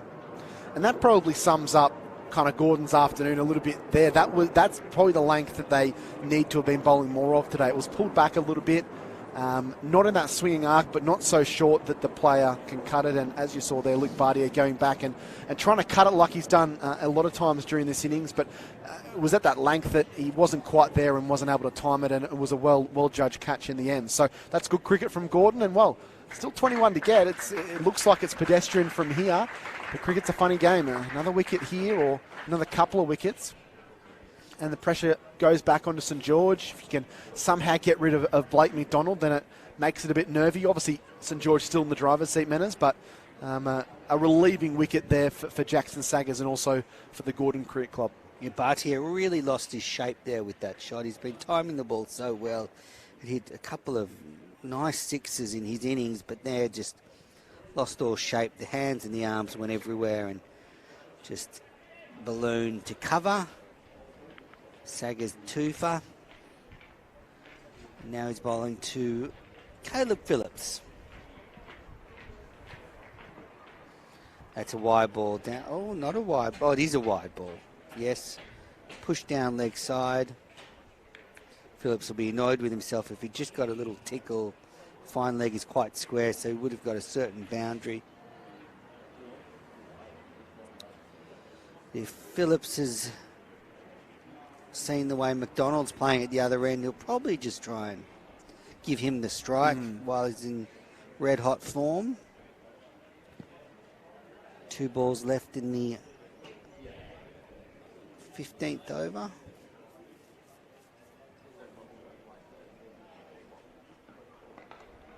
Phillips plays it into the onside, no run. Score 4 for 138. 20 required off 31 deliveries.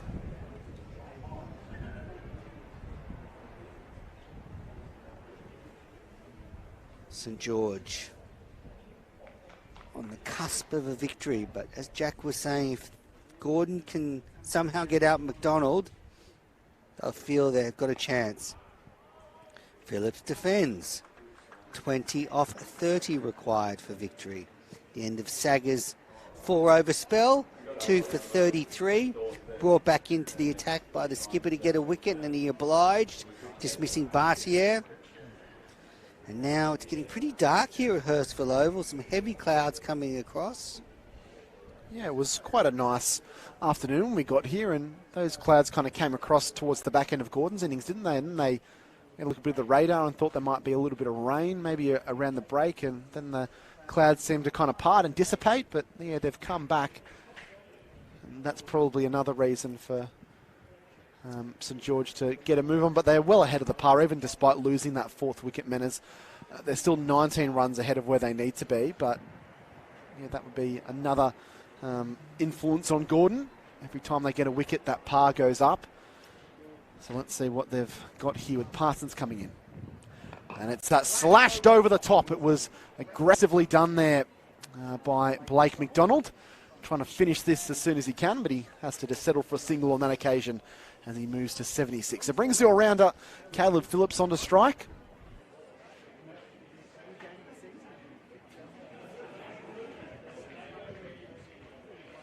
Win over Blacktown. He got a couple of wickets with his off-spinners. He was tidy with the ball today as well, so he would love to kind of be there when the eventual runs are hit, assuming that St George can negotiate this next little period. Still yet to score, Phillips. Faces Parsons that drives on the up down to mid-off, and he'll just trundle through for the single. Phillips off the mark, 4 for 140, so 18 required. 3 sixes would do it, and it wouldn't surprise me if Blake McDonald did finish the match like that. He's on 76, the middle order batsman, who will be probably a bit sore going to work tomorrow morning, but be pretty proud of what he's done over the last 2 days. He faces up to Parsons, and he paddles this one and launches it backward of square leg for 6.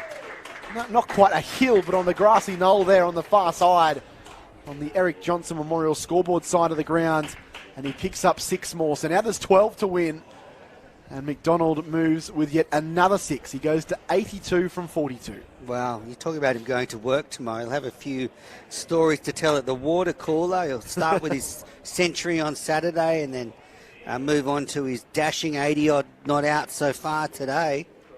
Probably won't believe him. Be some great cricketer type yarns being said by McDonald. 109 not out yesterday off 115, 82 now, so he's 191 runs scored without being dismissed. Parsons in, and he hammers this one. He won't get 6. One bounce into the fence for 4, and he goes bang bang and picks up more runs. 86 now to Blake McDonald. He probably deserves a century. He's batted so well, and it's been such a spectacle, his hard hitting this afternoon, but he gets the score up to 158 required, and this one is going to be done relatively quickly. 12 from this over 2 balls remaining. Maybe it's Can be done in these next two deliveries. McDonald faces Parsons. And he gets this one, paddles it again, scoops it away. A couple of bounces as it ekes its way to the boundary for 4. So McDonald finishing with a flurry here. It's a marvellous innings. He goes along to 90. 4 for 154, 4 required. And this is going to be a thumping win from St George, and it's been done with such authority. Audacious stuff here from McDonald. He's well on top of this attack now, and he's really putting the ball into the spots he wants at will. Can he win it here in the last ball? They have a 4 to win. He goes and slaps this one high in the air. Coming in from the deep is the fielder. He can't make the catch.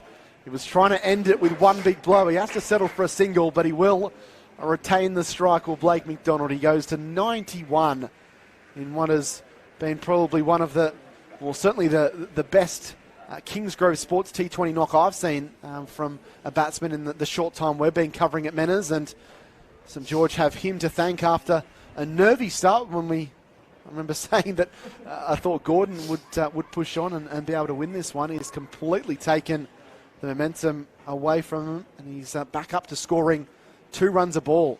So a strike rate of in excess of 200.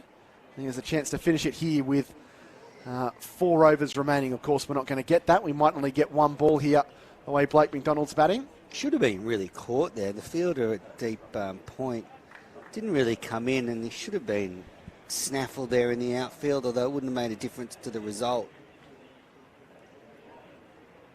He's on straight though, McDonald. Can he finish it? 4 for 155. He's 91 from 45 as Prem Kumar comes back into the attack over the wicket, and McDonald drives forcefully down to long off, just the single. And it'll be 2 required, 1 to tie the score. So this is really going to be a handsome score by the signs of the scorecard, but can be very good for the net run rate for St George. Caleb Phillips probably had the best spot in the house as well. He's been at the non-strikers end and seen Blake McDonald hit 6s and 4s to all areas of the ground.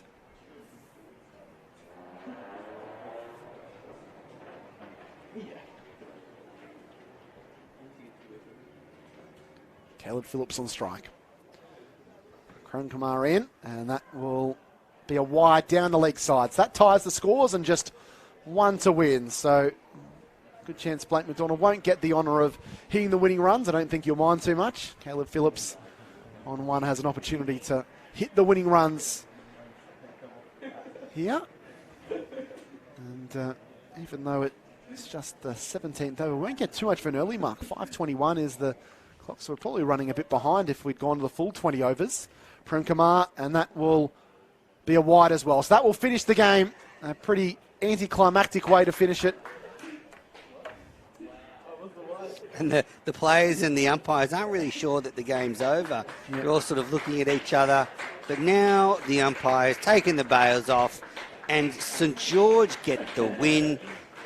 After 16.1 overs, they win with 6 wickets in hand, 23 balls to spare, on the back of a stunning innings from Blake McDonald, 92 of 46 deliveries, going at a strike rate of 200.